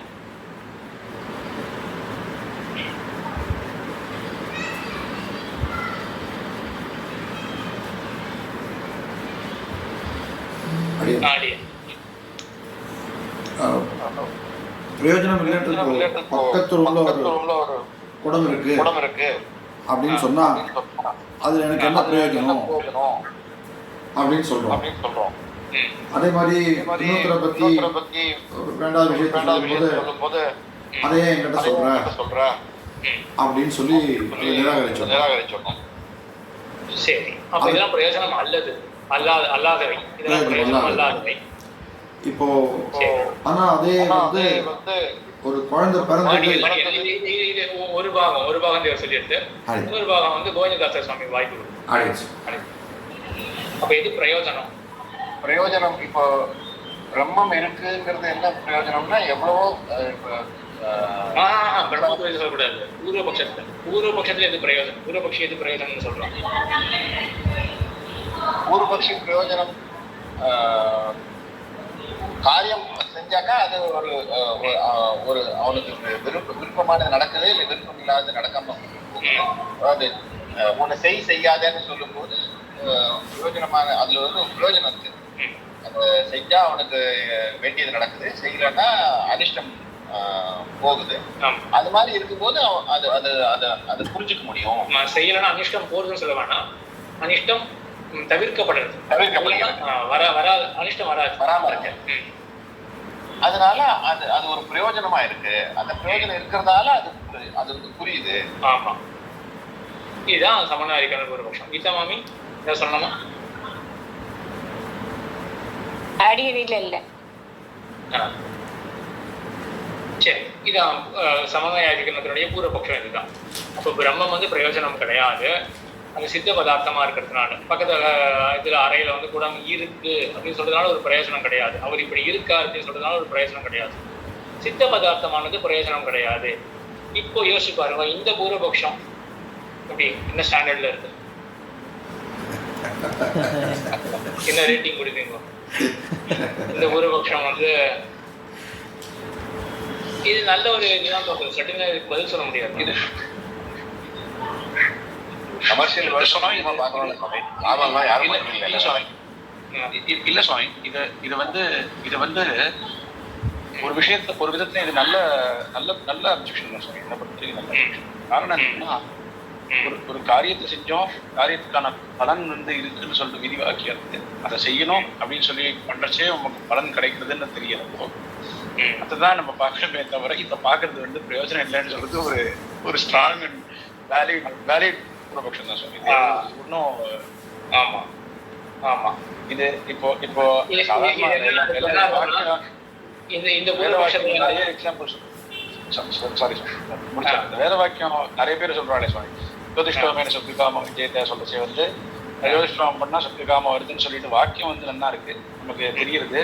இதை பண்ணினா இதுக்கு பலன் இருக்கு அப்படின்னு தெரியுது. இந்த பலனை பண்ற வாக்கியத்தை நீ பண்ணாம இந்த பதார்த்தத்தை சொல்றது உனக்கு எப்படி பிரயோகம் கிடைக்கும் அப்படின்னு சொல்லிட்டு இது சரியா? நல்ல ஒரு யுக்தியா தானே தெரியுது, நல்ல யுக்தியா தெரியுது இல்லையா?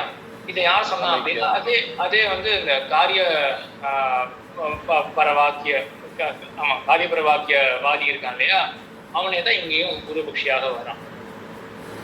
ஸோ அதனால இதுதான் இப்போ எங்கேயாவது சந்தேகம் வந்ததுன்னா, இவனுடைய பட்சத்துக்கு இவ்வளவு மதிப்பு கொடுக்கணுமா அப்படின்னு சந்தேகம் வந்தது, அந்த வியக்தியை யோசிச்சு பாருங்க. இவ்வளவு அழகா யோசிக்கக்கூடியவன் தான் அங்கங்க அந்தந்த விஷயங்களும் சொல்லி வச்சிருக்கான். அதனால ஆசிரியர்கள்லாம் அந்த கண்டனம் பண்றாரு. இன்னும் எவ்வளோ விஷயம் இருக்கு. இப்போ அபாவகா அப்படின்னு ஒரு பதார்த்தத்தை எடுத்துட்டு எல்லாருமே ஒத்துக்கிறார்கள். அபாவகா அப்படின்னு ஒரு பதார்த்தம். அபாவகா அப்படின்றது எதிரில் எனக்கு லேப்டாப் இருக்கு, எதிரில் வேற ஏதோ பொருள் இல்லை, இப்போ பீரோ இல்லை அப்படின்னு வச்சுக்கோமே.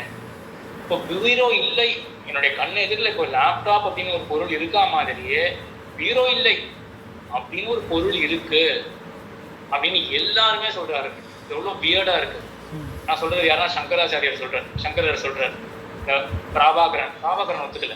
பிராபாகரன் இந்த தனியாகம் எல்லாம் ஒத்துக்கல.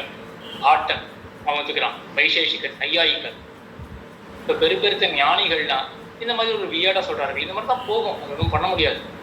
அந்த ஃபிலாசபியில அவங்களுக்கு எதுவும் அந்த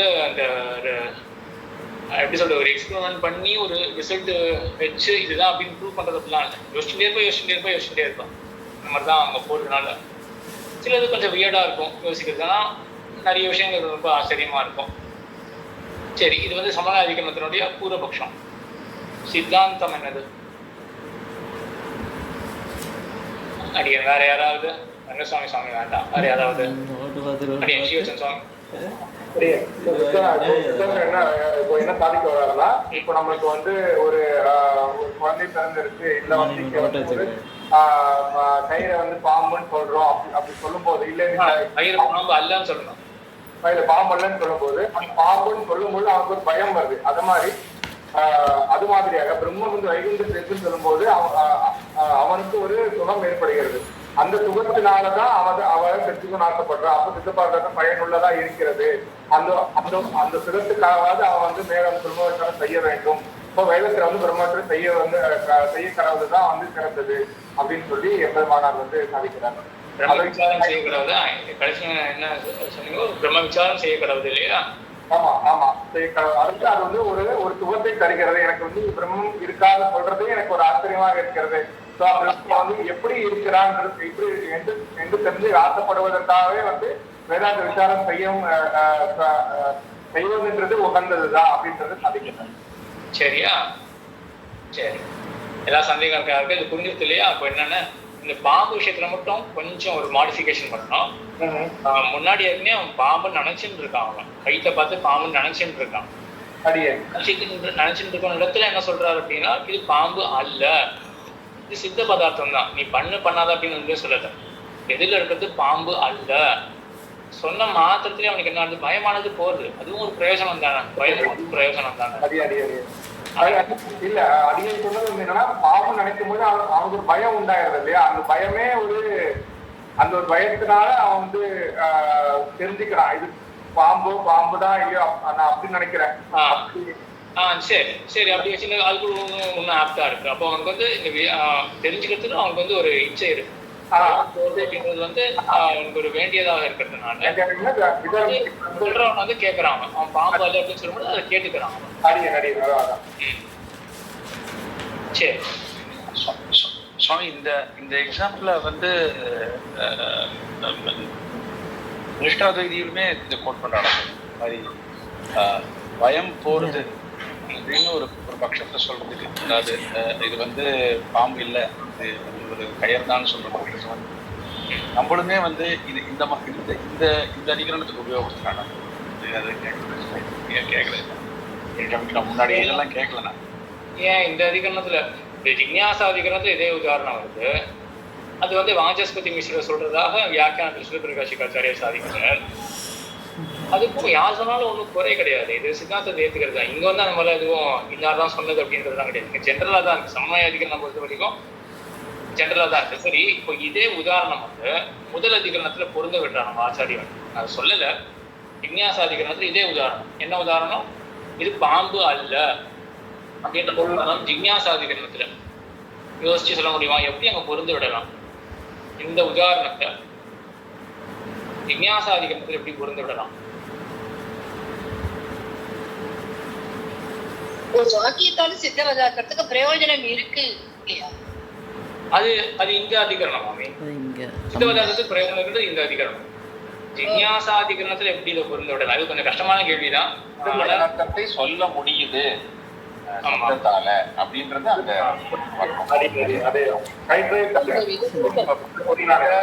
சொல்லி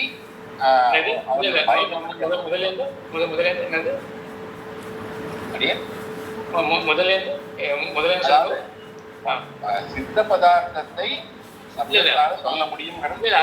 அது கோவிந்ததாஸ் சுவாமி அது புரிஞ்சிருச்சு. சித்த பதார்த்தத்தை சப்தமானது சொல்லும் அப்படின்றது ஸ்ரீகிருஷ்ணன் சுவாமி வேற சொல்ல வந்தார்.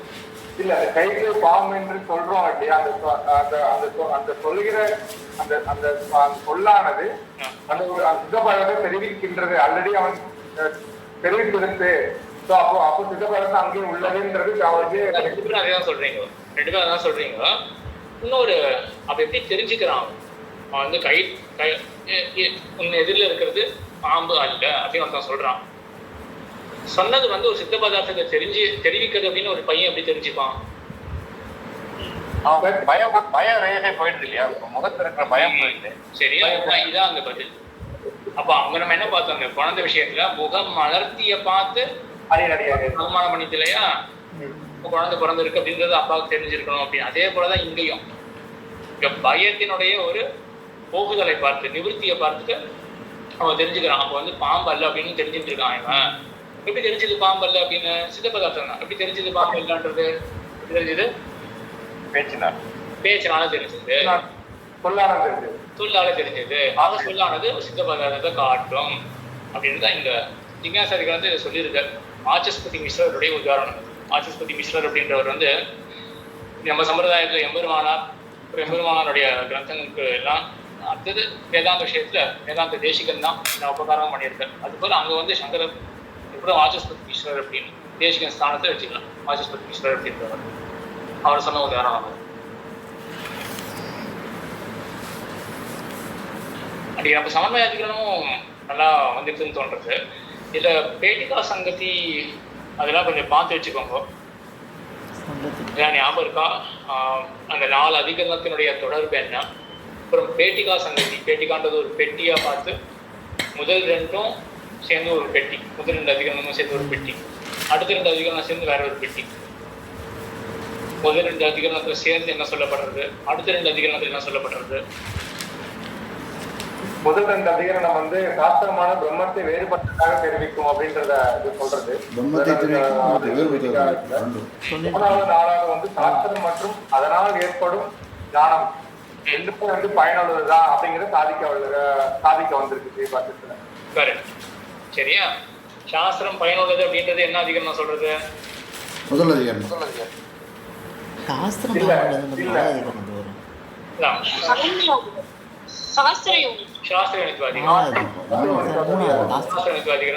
சாஸ்திரம் பயனுள்ளது அப்படின்னு சொல்றது.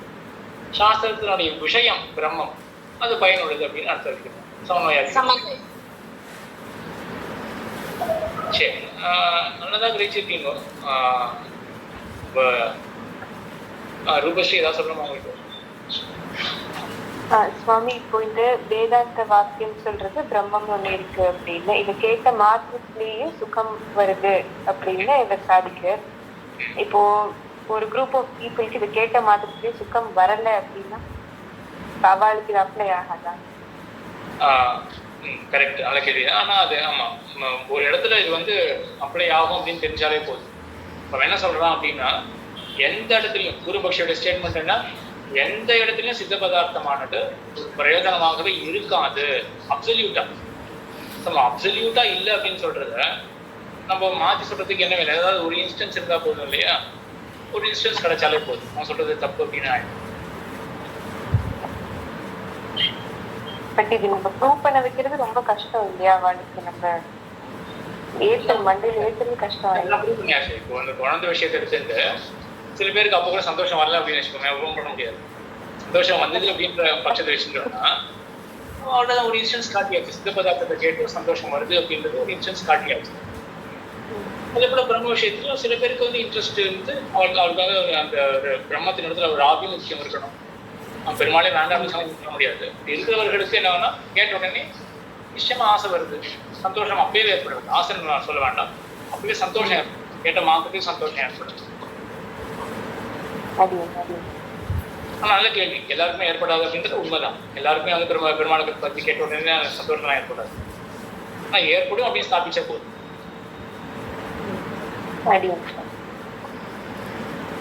அடியன் நிஜராக சுவாமி. சுவாமி, இது ஒரு முதல்ல எடுத்த உடனே முதல் அதிகரணத்தையே வந்து பிராபாகர பூர்வ மீமாம்சகாலாம் வந்து விசாரமே தேவையில்லைன்னு சொல்றாங்க. ஆனா வேத வாக்கியம் பிரம்மத்தை பத்தின சொல்ற வேத வாக்கியங்கள்லாமும் வேதத்துக்கு அவள் இப்போ சமிதியில வராம இருக்கலாம், சில சமிதியிலையும் வரலாம், சிலது பிராமணத்தையும் வரலாம், சிலது வந்து ஆரண்யத்தையும் வரலாம். அதெல்லாம் வேண்டாம், எங்கேயுமே வரல வச்சுப்போம். உபனிஷத்து வேண்டியதான் அது அத்தியனத்து இருக்கிறது தான் பூர்வம் இவாளுக்கு பிரபாகராளுக்கு. அப்ப அந்த வாக்கியங்கள்லாம் வர்றப்போ என்ன சொல்றதுன்னு அவ இது என்ன பண்ணோம் இது அப்படின்னு அப்படி சொல்லுவா. அது எப்படி இதெல்லாம் என்ன அப்படின்ட்டு இது ஒரு டீப் கேள்வி. இது சரி, ஒரு 5 நிமிஷத்தை பார்க்க முடியும்னு நினைக்கிறேன், பார்த்துடுவோம். என்ன தாற்பயம்னா, இந்த பிரம்மம் அப்படின்றது நம்ம நினைச்சுட்டு இருக்கிறது என்ன, கடவுள், சித்து அச்சித்து ரெண்டுத்தையும் தாண்டினா ஈஸ்வரன், கடவுள் தான் பிரம்மம் அப்படின்னு நினைச்சுட்டு இருக்கோம். அதெல்லாம் பிரம்ம விசாரம் பண்ணப்படுறது தானே தெரிய வரும். அதுக்கெல்லாம் போக வேண்டாம். பிரம்மம் அப்படின்னு சொல்லப்படுறது இல்லையா, அது என்ன அப்படின்னா உடம்பு தொடர்பு அற்ற ஆத்மா இருக்கு இல்லையா, ஜீவாத்மா. உடம்பால சுருங்கி இருக்கான் ஜீவாத்மா. அந்த சுருக்கம் அற்று இருக்கக்கூடியவன் தான் பிரம்மம், ஜீவாத்மா தான் பிரம்மம் அப்படின்றது வேதாந்த உபனிஷத் வாக்கியங்களுக்கெல்லாம் அர்த்தம். சரி, இப்போ ஜீவாத்மா சித்த பதார்த்தம் தானே, அவனை பத்தி சொல்றதுனால என்ன பயன் இப்போ அப்படின்னு அடுத்த கேள்வி வருது. அது இந்த பூர்வ மீமாம்சகால் யாருன்னு புரியுறதா? ஆர்த்தன் பிராபாகரன் 2 பேர் இருக்காங்க இல்லையா, 2 பேர் தான் பூர்வ மீமாம்சர். இப்போதைக்கு இது தெரிஞ்சுனா போதும். ஏன் பூர்வ மீமாம்சா உத்தர மீமாம்சா என்ன அப்படின்றத நம்ம அப்புறம் ஆக்சுவலாக எங்கள் முதல்வி எனக்கு பார்த்த மாதிரி ஞாபகம். ஜெய்மினி ஒன்று சொன்னார், வேதவியாசர் ஒன்று சொன்னார். ஞாபகத்தை ஞாபகப்படுத்திக் கொள்வது ரொம்ப ஃபுல்லு ஞாபகம் இல்லைனாலும் பரவாயில்ல. பிராபாகரன் அப்புறம் காட்டன், இந்த 2 பேர் தான் பூர்வ மீமாம்ச காட்டன். சரி, இப்போ பூர்வ மீமாம்சக்கா என்ன சொல்றா, யாகத்தை பண்ணா சொர்க்கம் கிடைக்கும் அப்படின்னு இது போதும்னே அப்படின்னு சொல்றா இல்லையா. ஆனால் இங்கே தான் சந்தேகம் வருது. யாகத்தை பண்ணா சொர்க்கத்துக்கு யார் போவான்? எஜமானம் தானே போவான். அவன் தான் இறந்து போயிடுறானே. இது பிரத்யட்சத்தினாலே பாதித்தமா இருக்கு. வேதம் வந்து பிரத்யட்சத்துக்கு எதிர்மறையா சொல்லக்கூடியதாக இருக்கிறது. எப்படி வந்து இந்த வாக்கியம் ஒட்டும் அப்படின்னு கேள்வி வர, அப்போதான் இந்த உடம்பை காட்டிலும் ஆத்மான்னு ஒன்று இருக்கு, அது அழியாதது, அது சொல்றதுக்கு போய் அனுபவிக்கும் அப்படின்ற அர்த்தங்கள்லாம் தேவை இல்லையா. இது சொல்றதுக்காக தான் உபநிஷத்து வருது. இப்போ இந்த ஆத்மா பத்தி சொல்றதுக்காக உபநிஷத்து வருது. அந்த ஆத்மா பத்தி எதுக்காக சொல்லணும்? அப்பதான் யாகத்தை பத்தி ஒழுங்கா புரிஞ்சுக்க முடியும். ஆக யாகம் அப்படின்ற அந்த காரியத்தை பத்தி புரிஞ்சுக்கிறதுக்காக இந்த சித்த பதார்த்தமான ஆத்மா பத்தி புரிஞ்சுக்க வேண்டியிருக்கக்கூடிய தனியா ஆத்மா பத்தி புரிஞ்சுக்கப்பட்டு கிடையாது அப்படின்றதுதான். Excellent sorry, excellent. இது வந்து இது அவ கர்மகாண்டத்துக்கு வந்து இது வந்து ஒரு ஆக்சிலரியா இருக்கு அப்படின்னு சொல்லிடுறாங்க. அப்போ இவ்வளவு யோசிச்சா வந்து ஒரு பூர்வபக்ஷம் பண்ணா கண்டிப்பா அதுக்கும் மதிப்பு கொடுத்துதான் ஆகணும் அப்படின்னு. Excellent sorry, excellent sorry. க்ஷமிக்கணும், நான் அந்த கேள்வியை கேட்டிருக்கவே கூடாது. இல்ல தேவர் மட்டும் கேட்கல. முன்னாடியே இந்த ஃபர்ஸ்ட் ஒரு கொஸ்டின் பேப்பர் பண்ணி கொடுத்தாரு ஆர்த்தியா, அவளும் கேட்டதுதான் அது. அவளை வந்து இந்த மாதிரி தான் என்ன கேட்டா அப்படின்னா, இந்த மாதிரி முதலதிகாரம் ரொம்ப சப்ஸ்டாண்டர்டா இருக்கு பூர்வபக்ஷம், தாராளமா கேட்கலாம் சார், அது ஒன்றும் இதுவே.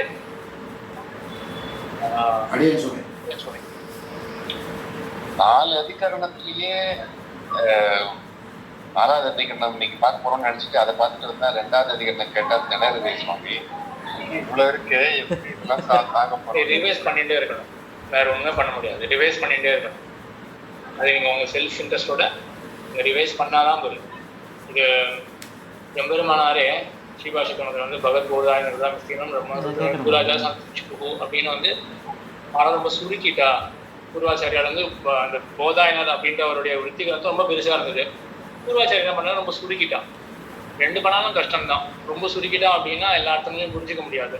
ரொம்ப பெருசாக இருந்தது அப்படின்னா பார்க்கறதுக்கே சமயமாகும் அப்படின்ற விசாரம் சுதப்பிரகாஷிக ஆச்சாரியர் வந்து பண்ணிட்டு இருக்கும்பொழுது அது சாதிக்கிறது என்னன்னா, இந்த காலத்தில் இருக்கிறவாளுக்கு அந்த 2 காரியம் இதை கொண்டு 2 கருத்தை கொண்டு பயன் கிடையாது. அதனால எம்பெருமானார் புதுசாக பண்ண வேண்டியது அப்படின்னு சொல்ற சுதப்பிரகாஷிக ஆச்சாரியர். ஏன் பயன் கிடையாது அப்படின்னா, ஒவ்வொரு கிரந்தம் பயன்படும் அப்படின்னா மறுபடியும் பார்த்துட்டே இருந்தாதான் பயன்படும் அப்படின்னு இப்போ இல்லை. 1000 வருஷம் முன்னாடி அப்போவே சுதப்பிரகாஷிகாச்சாரி சாதிச்சு போயிட்டார். 1000 வருஷம் இல்லை, 1200 வருஷம் வச்சுக்கோங்க, அப்பவே சாதிச்சு போயிட்டார். அதனால கிரந்தங்களை மறுபடியும் பார்க்க தான் வந்து அது ஒரு எப்பவுமே ஒரு தடவை படித்தோம் அப்படின்னு இருக்கணும் அப்படின்னு இருக்காது. பார்த்துட்டே இருக்கணும். கிரந்தங்கள் அப்படின்னு உங்களுக்கு இப்போ இந்த நோட்ஸே போதும், உங்களுக்கு உண்மை போதும், சுலபமாக இருக்கும். ஒரு கிரந்தத்தை பார்க்க கூட அவசியம் இல்லை. ஆனால் நோட்ஸ் வந்து நீங்கள் 1 மாதம் கழிச்சு பார்த்தீங்கன்னா நீங்கள் என்ன எழுதிருக்கீங்க அப்படின்றது உங்களுக்கு புரியாமல் போயிடும். அப்புறம் அது மறுபடியும் அதுக்காக நீங்கள் ஆடியோ கேட்கணும் அப்படின்றது உங்களுக்கு கொஞ்சம் எக்ஸ்ட்ரா டைம் ஆகும். பெஸ்ட் என்ன பண்ணணும்னா, அப்போ எப்போ டைம் கிடைக்கிறது நோட்ஸ் ரெஃப்ரெஷ் பண்ணிகிட்டே இருக்கும். நோட்ஸை பார்த்தாலே உங்களுக்கு ஞாபகம் வச்சுக்கிற மாதிரி வச்சுக்கோங்க. இது இருந்தால் எல்லாமே சுலபமா ஒரு 10 தடவை உருப்பட்டாலே வந்துடும். 1 மாச கணக்கான ஞாபகம் வச்சுக்கலாம். சரி, இதோட சமயம் இருக்கிறாங்க முடிஞ்சதுன்னு தோன்றது. ஸ்ரீபாஷம் போதும். ஜிக்ஞாசா அதிகரணத்துக்காக ஆரம்பிச்சோம். இன்னும் ஒண்ணு இருக்கு, அத்வைத்த மத்தம் என்ன, இந்த விசாரம் ஒண்ணு இருக்கு, பக்தியை பத்தின விசாரம். கண்டிப்பா ஆனா யாருக்கும் ஞாபகம் இருக்காதுன்னு தோன்றது. நம்ம பூர்ணமா பார்த்துருப்பீங்க அப்படின்னு தெரியல. ஸோ இப்போ இன்னைக்கு வந்து இதோட போதும். சுவாமி ஒரே விஷயம் அடி சுவாமி, இந்த சங்கரர் கருத்தும் வரும்போது சங்கரர் வந்து கர்மா அவசியம் இல்லை, அது மோட்சத்துக்கு விருத்தம், ஞானம் மட்டுமே போதும்னு சொல்றார். அங்க ஒரு மாற்றம். கர்மம் அவசியம் இல்ல, மோட்சத்துக்கு விருதம் அப்படின்னு வச்சுக்காதீங்க. ஆ மோட்சத்துக்கு உபாயமான ஞானத்துக்கு விருத்தம் விருத்தமா இருக்கு கர்மம் அப்படின்னு மாத்திவாங்க. நான் எங்கேயாவது அந்த மாதிரி நேரம் அப்படி சொல்லிட்டேன்னா மோட்சத்துக்கு விருதம் அப்படின்னு சொல்லிட்டேன்னா கர்மமானது மோட்சத்துக்கு உபாயமான ஞானத்துக்கு விருத்தமா இருக்கு. அப்புறம் அப்போ அவரே வந்து கர்மம் தான் மனதில் கர்மம் வந்து மனதில் அழுக்களை போக்குறதுக்கு மட்டும் உதவும்னு சொல்றாங்க இல்லையா?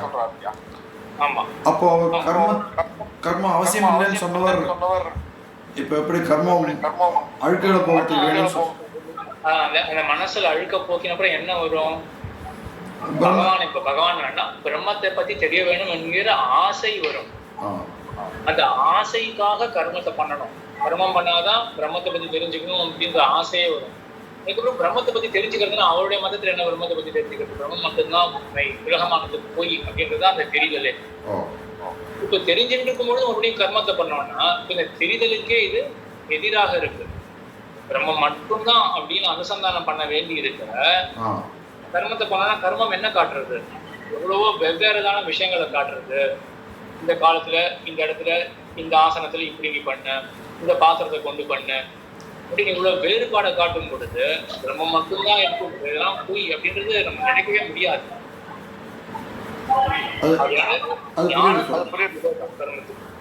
ஞானத்துடன் விரோதம் இல்ல. அது அப்போ கர்மம் அவசியம் சொல்றது. அப்போ கர்மம் கரெக்ட். இப்படி வரணும். அப்போ கர்மம் அவசியம் இல்லைன்னு சொல்றது எப்படி? கர்மம் அவசியமா இருக்கு. இப்ப கர்மம் அவசியம் இல்லைன்றது எங்க சொல்றாரு சங்கரன்? எந்த விதத்துல கர்மம் அவசியம் கிடையாது. அந்த வேறுபாடு உள்ளதா காட்டுறதுனால அது கர்மம் நமக்கு அவசியம் இல்லை. அப்படி கொஞ்சம் மாத்திக்கோங்க. வேறுபாடை காட்டுறதுனால கர்மமானது விருத்தம், ஞானத்துக்கு விருத்தம் கர்மம். இப்படி வச்சுக்கோங்க ஸ்டேட்மெண்ட் எப்படி அப்படின்னா, மோட்சத்துக்கு கர்மம் வேணுமா வேணாமா? மோட்சம் போடணும் அப்படின்னு ஒரு ஜீவாத்மா வந்து மோட்சம் போடணும்னு இருக்கு. மோட்சம் போடணும்னு இருக்க ஜீவாத்மாவுக்கு கர்மம் வேணுமா? வேண்டாம். நேர மோட்சத்துக்கு கர்மம் வேண்டாம். சரியா? இதுதான் ஸ்டேட்மெண்ட், ஃபர்ஸ்ட் ஸ்டேட்மெண்ட். வெறும் வேண்டான்றது மட்டும் கிடையாது. மோட்சத்துக்கு உண்மையான காரணம் என்ன அப்படின்னா, எது வேண்டி இருக்குன்னா ஞானம் தான் வேண்டி இருக்கு. இந்த ஞானத்துக்கு தடையாக கர்மம் இருக்கும் அப்படிங்கிறது ரெண்டாவது ஸ்டேட்மெண்ட். சரியா? மோட்சத்துக்கு கர்மம் வேண்டாம். உண்மையில் மோட்சத்துக்கு காரணமான ஞானத்துக்கு தடையாக கர்மம் இருக்கும் ரெண்டாவது. இப்ப கர்மமே வேண்டாமா? அதுதான் இல்ல, கர்மம் வேணும். எங்க வேணும் அப்படின்னா, கர்மம் செய்ய செய்ய மனதில் இருக்கக்கூடிய அழுக்குகள்லாம் போய்விடும். அதற்கு பிறகு பிரம்மத்தை பற்றி அறிய வேண்டும் என்கிற ஆசை ஏற்படும். முடிஞ்சு பெருத்து பிரம்மத்தை பத்தி தெரிஞ்சுக்கணும் அப்படின்ற ஆசை வருது இருக்கு இல்லையா? எவ்வளவு பேரும் ரோட்ல சுத்திட்டு இருக்காங்க, யாருக்காவது ஆசை இருக்க பிரம்மத்தை பத்தி தெரிஞ்சுக்கணும் அப்படின்னு. அந்த ஆத்மாக்களுக்கெல்லாம் ஏன் தெரியல? ஏன் அந்த ஆசையே வரல? அழுக்கு இருக்கு மனசுல. இப்போ கர்மத்தை பண்ண மதத்துல ஆசை இல்லாம கர்மத்தை பண்ண அந்த அழுக்குக்கெல்லாம் நீங்கி பிரம்மத்தை பத்தி அறிய வேண்டும் அப்படின்ற ஆசை வரும். அதோட கர்மம் முடிச்சுப்படுது. அதுக்கப்புறம் தேவை கிடையாது. அதுக்கப்புறம் அந்த பிரம்மத்தை பத்தி தெரிஞ்சு அந்த ஞானம், இப்படிப்பட்ட ஞானம் வெறும் இவ்வளவுதான், பிரம்மம் ஒண்ணுதான் உண்மை அப்படின்ற ஞானம். அதை பத்தி அனுசந்தானம் பண்ணணும். அனுசந்தானம் பண்ணும்பொழுது அப்போ கர்மம் வந்து விருத்தமாயிடுறது. அப்படி கர்மத்தை ஒரு ஸ்டேஜ் வந்த பிறகு நமக்கு பிரம்மத்தை தெரிஞ்சு வந்துருது அப்படிங்கிறதால கர்மத்தை விட முடியுமா? அதான் விடுறாளே சங்கராச்சாரிய. இப்போ இருக்கக்கூடிய சங்கராச்சாரியருக்கு பூனல் கிடையாது, குடுமி கிடையாது, சன்னியாசனம் பண்ண மாட்டேன். சங்கராச்சாரியா சன்னியாசனம் பண்ண மாட்டேன். அது அப்படி இருந்தா பெருமாள் வர்ணாசிரம தர்மத்தை காப்பாற்றணும்னு சொல்லியிருக்காரு. அதெல்லாம் வந்து சன்னியாசிகளுக்கு அந்த விதி கிடையாது.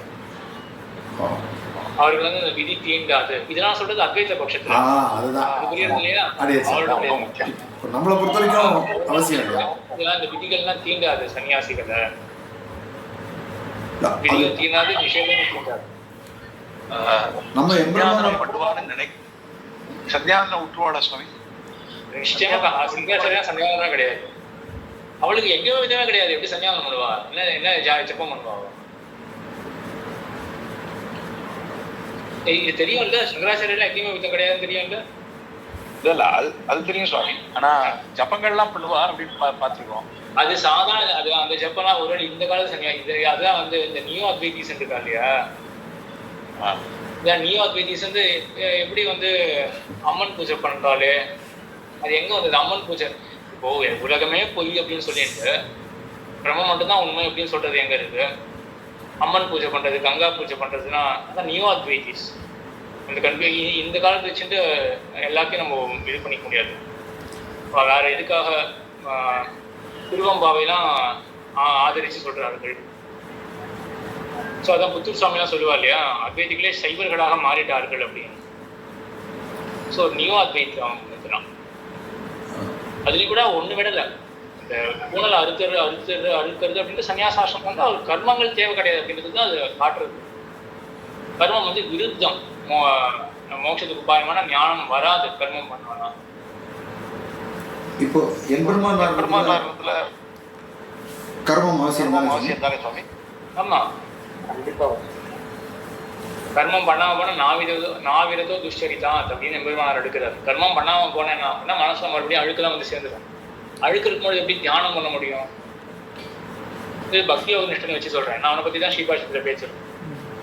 அதனால கர்மம் பண்ணாம போனோம்னா மனசுல அழுக்க வந்துடும், பக்தி யோகத்தை பண்ண முடியாது. அதனால கடைசி காலம் வரையிலும் அவன் கர்மம் பண்ணிதான், கடைசி காலம் வரையிலும் நான் சாட்சாத்காரம் ஏற்படுற வரையிலும் அவன் கர்மத்தை பண்ணிதான். பிரபனுக்கு கைங்கரியமாகும். கைங்கரியமாக பண்ணணும். அதுல நிறைய வேதங்கள் அண்ணா பங்கார் வந்து ஆரம்பத்திலே ஸ்ரீசன் போஷன் அவதாரிகையில் கைங்கரியம்னா என்ன அப்படின்னு சாதிக்கிறார். அதெல்லாம் பார்ப்போம் ஒரு கட்டத்தில் எங்கேயாவது அதெல்லாம் ஆழ்ந்த கருத்துக்கள்லாம் எங்கேயாவது பார்ப்போம். நான் ஒரு டவுட் கேட்கலாமா? இந்த சேஷத்துவம்க்கும் பரத்துவம்க்கும் என்ன சிமிலாரிட்டி ஆர் டிசிமிலாரிட்டி?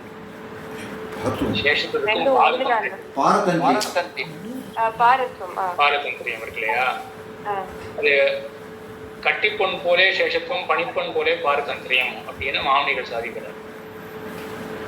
அதாவது சேஷத்துவம் அப்படின்னா என்னுடைய இருப்பு எதுக்காக அப்படின்னா எம்பெருமான் அதான் தலைவன், அவனுடைய ஆசைக்காக என்னுடைய இருப்பு அப்படின்னு அப்படிப்பட்ட ஒரு இருப்பு இருக்கு இல்லையா, அதான் சேஷத்துவம். எதுக்காக நான் இருக்கேன் அப்படின்னா எம்பெருமானுக்கு ஆனந்தத்தை விளைக்கிறதுக்காக தான் நான் இருக்கேன்.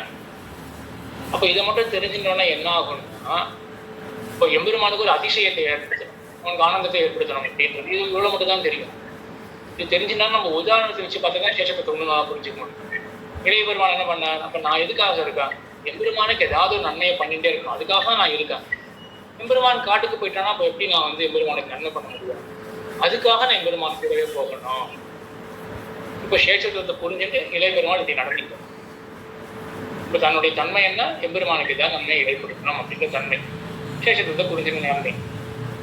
பாரதந்திரியம் அப்படின்றது இந்த நன்மையை கூட மறுபடியும் எம்பெருமானுடைய திருவுளத்துக்கு சேர வர வேண்டும். நானா தனியாக ஒரு பிரவൃத்தியை பண்ண முடியாது, அதுவும் எம்பெருமானுடைய திருவுளத்துக்கு சேரதான் ஏற்படணும்.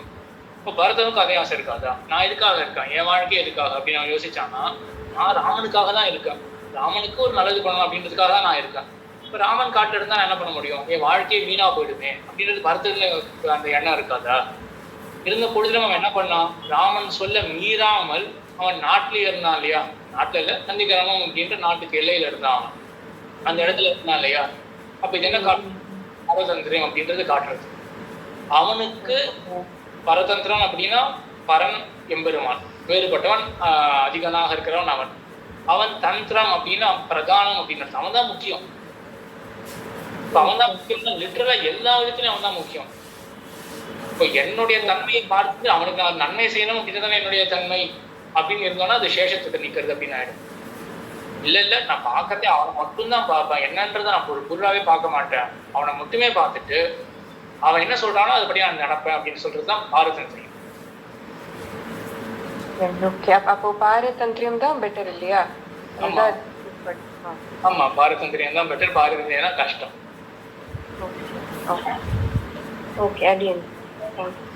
பாரதந்திரியத்தை நம்ம ஃபாலோ பண்றது வாய்ப்பு இல்லையே சுவாமி. அவரு பெருமாள் கிட்டே இருந்தாரு, பெருமாள் சொன்னது என்னன்னு தெரியும், அப்ப அவர் சொந்த கேட்டாரு. நம்ம பெருமாள் பேச மாட்டாரு, நமக்கு எப்படி தெரியும் அவர் பெருமாளுக்கு என்ன வேணும்? அது அது வந்து இந்த காலத்துல இருக்கவர்கள் என்ன பண்ணலாம், உங்களுக்கு பதிலே உங்களுக்கு நீங்க கேள்வி போது ஒரு பதில் வந்துடும். சேஷத்துவம் மட்டும்தான் வழி. அப்படி கிடையாது.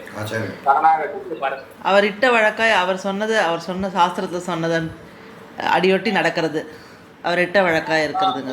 அது அது அது அது ஒண்ணு இருக்கு. அதுக்கு முன்னாடி ஆச்சாரிய பாரம்பரியம், பாகவத பாரம்பரியம். அது பெருமாளுடைய ஸ்தானத்துல அப்படியே ஆச்சாரியனை பாகவதாலையும் இல்லையா, அவ என்ன அப்படின்றது நம்ம தெரிஞ்சிருக்கு இல்லையா, அவளுக்கு என்ன வேண்டியது அப்படின்றது தெரிஞ்சிருக்கு இல்லையா. அப்ப அவ சொல்ல மீறி நடக்காதது. இதுக்கு ஒரு சரித்திரம் இருக்கு. ஆளவந்தாருடைய சரித்திரத்துல அதுக்காக திருநாம ஞாபகம் இருந்தா சொல்லலாம். ஆளவந்தாருடைய சிஷ்யர் திருமாலையார், அதாவது ஆளவந்தார்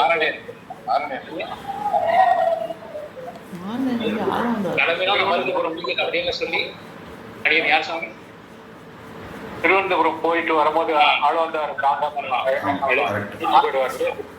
யாரும் ஞாபகம் இருக்கா அந்த ஆச்சாரியன் திருநாமம்? தெய்வவாரியாண்டா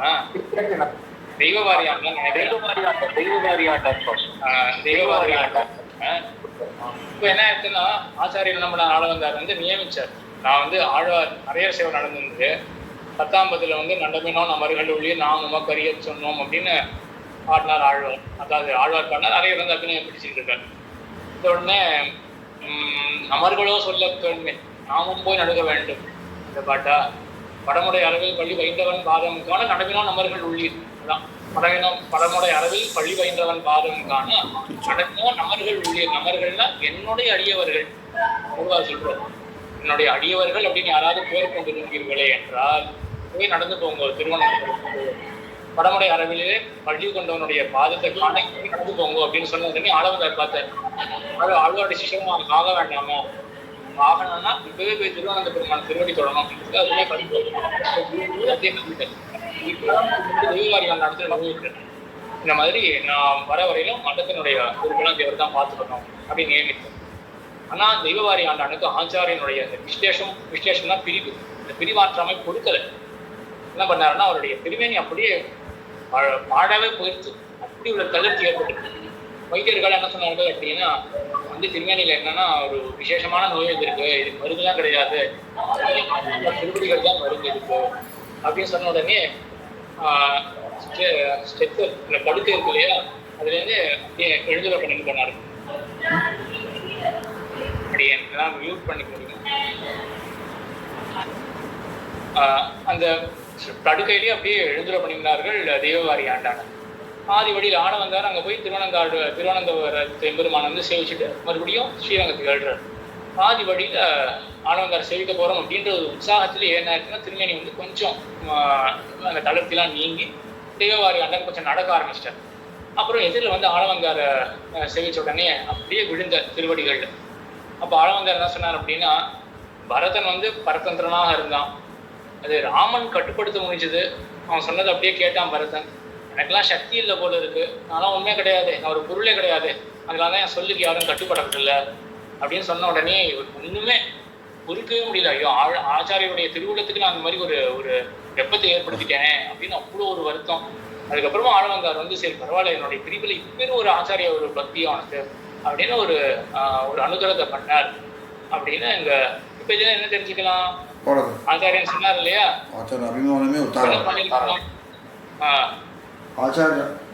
இங்க வந்து இப்போ பொறுத்துக்க முடியல, நான் எப்படி வந்து ஆச்சாரியனை பிரிச்சிருப்பேன் அப்படின்றத பொறுத்துக்க முடியல. அவர் சொன்னபடி நடக்கலாமே அப்படின்றது வந்து இங்க ஒரு சட்டில் பாயிண்ட் இருக்கு. தெய்வவாரி ஆண்டான் வந்து தெரிஞ்சுட்டேலாம் ஒன்றும் பண்ணல. அப்படின்னா ஆளவந்தார் இல்லாததுனால அவர் திருமேனி அவர் கோமால போயிருப்பாரோ அந்த மாதிரி ஆயிடுச்சு. திருமேனி தளர்ந்தே போயிட்டார். கலந்து போயிட்டு அதுக்கப்புறம் சிஷ்யால என்ன பண்ணான்னா, இந்த தளர்ச்சி எப்படி நீங்கும் அப்படின்னா ஆளவந்தார் திருவடி கடைசாதான் நீங்கும் அப்படின்றதுனால ஆளவந்தார் திருவடிகளுக்கு எழுந்துள்ள பண்ணிட்டு போனார் தெய்வவாரி ஆண்டான அப்படின்னு அங்கே சரித்திரம் இருக்கு. இன்னும் கொஞ்சம் இதை உற்று நோக்கி பார்த்தா இந்த மாதிரி வேற சரித்திரம். அதனால இங்க ஆச்சாரியன் விட்டு பிரிஞ்சிருக்க முடியல அப்படின்னு மறுபடியும் ஆச்சாரியன் திருவடியில போய் அடையிறது அப்படின்றது அது வந்து அந்த சொல்ல மீறதாக ஆயிடும். இப்போ பாரதந்திரத்தை கடைப்பிடிக்காம என்னால முடியலையே அப்படின்னு நம்மளை பார்த்தோன்னா அது சேஷத்துவம், அவனை மட்டும் பார்த்தோன்னா அது பாரதந்திரியம் அப்படின்னு ஆயிடும்.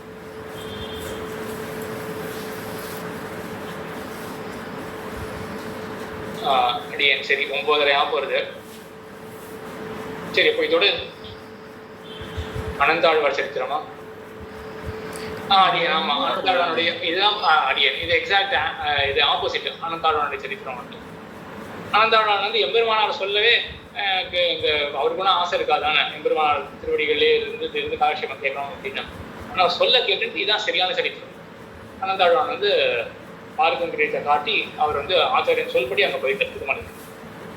சுவாமி கூரத்தாழ்வான் கூட எடுத்துக்கலாமே. ஸ்ரீபாஷ்யம் சுவாமிக்கு சொல்ல சொல்ல எழுதும் போது அர்த்தம் மாதிரில வாய மூடிட்டு பதிலே சொல்லாம இருப்பார். வாசல்ல போய் உட்கார்ந்துப்பார். போர்வாள்லாம் சொல்லுவா.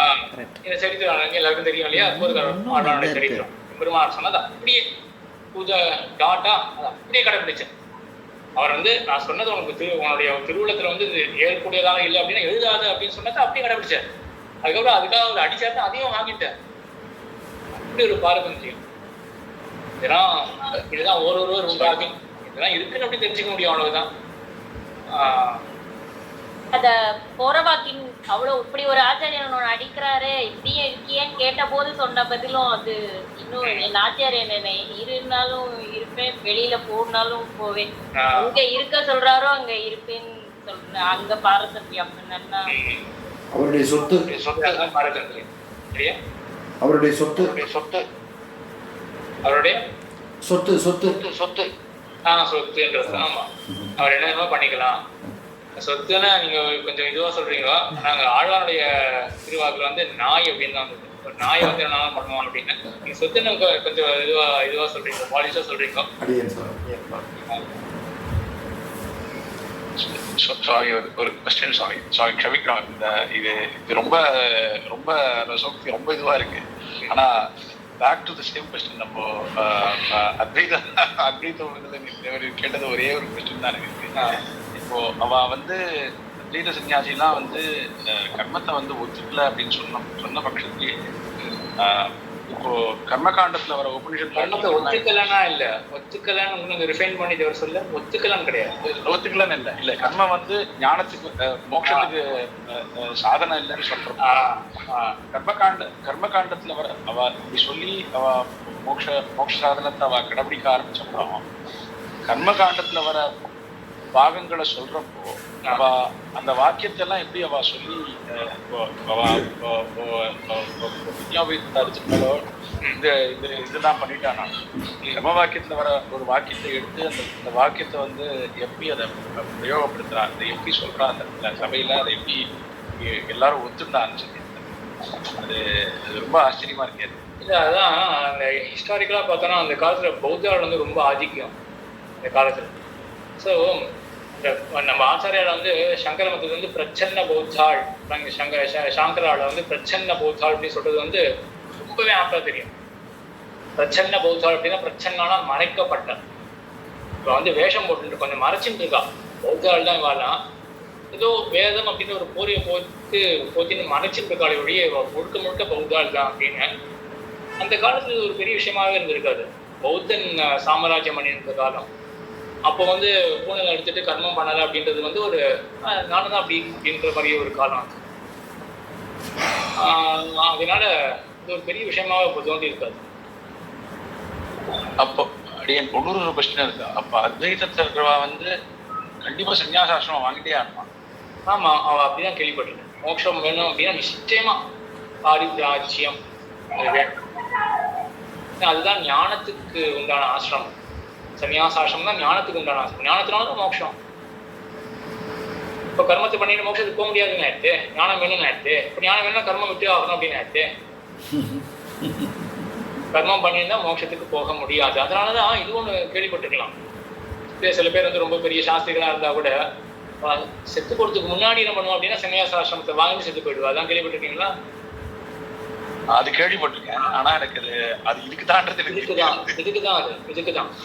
எப்படி நம்மளுடைய சம்பிரதாயத்துல கூட அகவில மடத்து நீங்கெல்லாம் கூட பண்ணுவாங்க கேள்விப்பட்டிருக்கேன். அவன் என்ன பண்ணுவான்னா பிரபத்தி அப்படின்றது வந்து அந்த விலங்கினங்களுக்கும் பண்ணி வைப்பா அப்படின்னு கேள்விப்பட்டிருக்கேன். அப்படின்னு அது உண்டு நான் கேட்டிருக்கேன். ஆண்டவன் வந்து சில இதுக்கு பறவைக்கும் பசுவுக்கும் பண்ணி வைக்காருன்னு கேள்விப்பட்டிருக்கேன். அதான் அதுக்கெல்லாம் அவங்க பிரமாணம். பசு மனுஷ பக்ஷிவா ஏதோ சம்சகையாக தேனே பிரயாசம் தது பரமம் பதம் அப்படின்றதெல்லாம் வச்சு அந்த மாதிரி இருக்கு. அந்த மாதிரி விஷயங்கள்லாம் அரியனோட நண்பன் வந்து ஒரு அத்வைத்தியவன். அவன் வந்து கொஞ்சம் ஸ்ட்ராங்கா கடைபிடிக்கிறவன் தான்.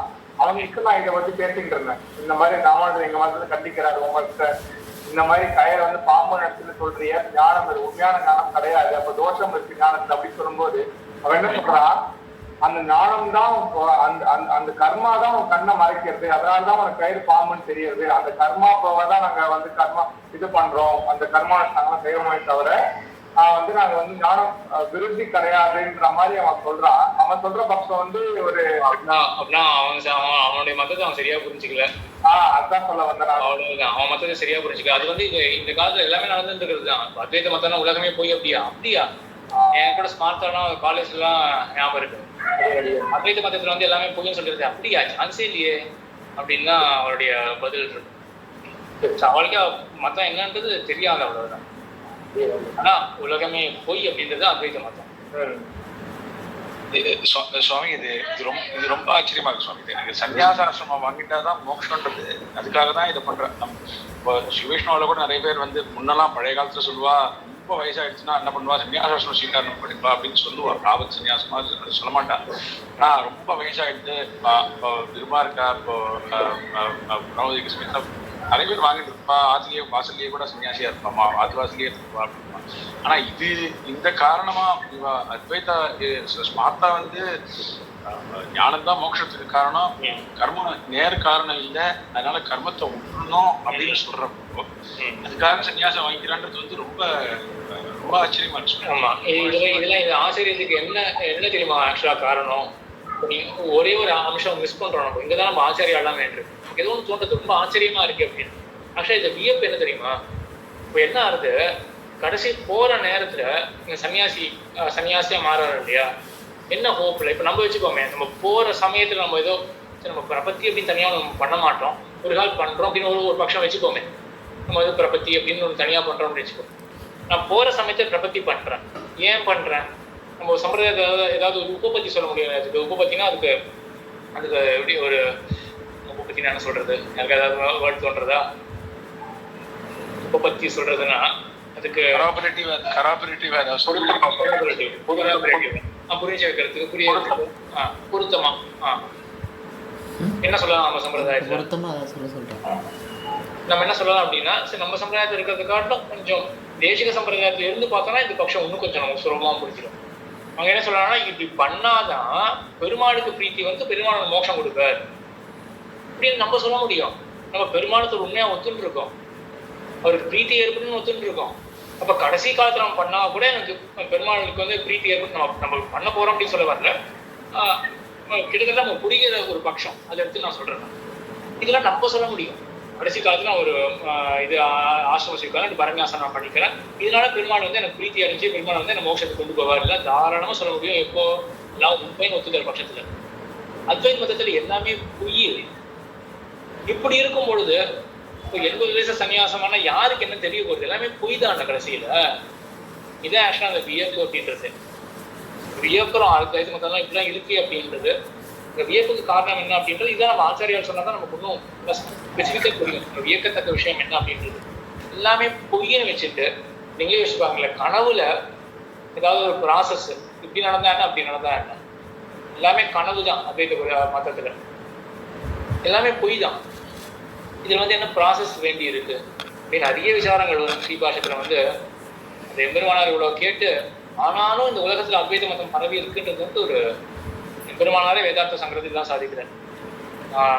ஜெகதி விகதம் மோகனமிதம் தமோ ஏனா பாஸ்தம் சகி விஜயத்தை யாமுன முனிகி. அந்த யாமுனாச்சாரியர் அவரை வணங்குறார். அவருடைய காலத்துல வந்து இந்த அத்வைத மதம் வந்து ஸ்ருதி நியாயாபேதம் ஜெகதி விகதம் மோகனமிதம், ஸ்ருதிக்கும் வேதத்துக்கும் புறமானது, லாஜிக்கே கிடையாது, நியாயத்துக்கும் புறமானது, ஆனாலும் உலகத்துல பரவி இருக்கு அத்வைதம் தான், சந்தேகமே கிடையாது.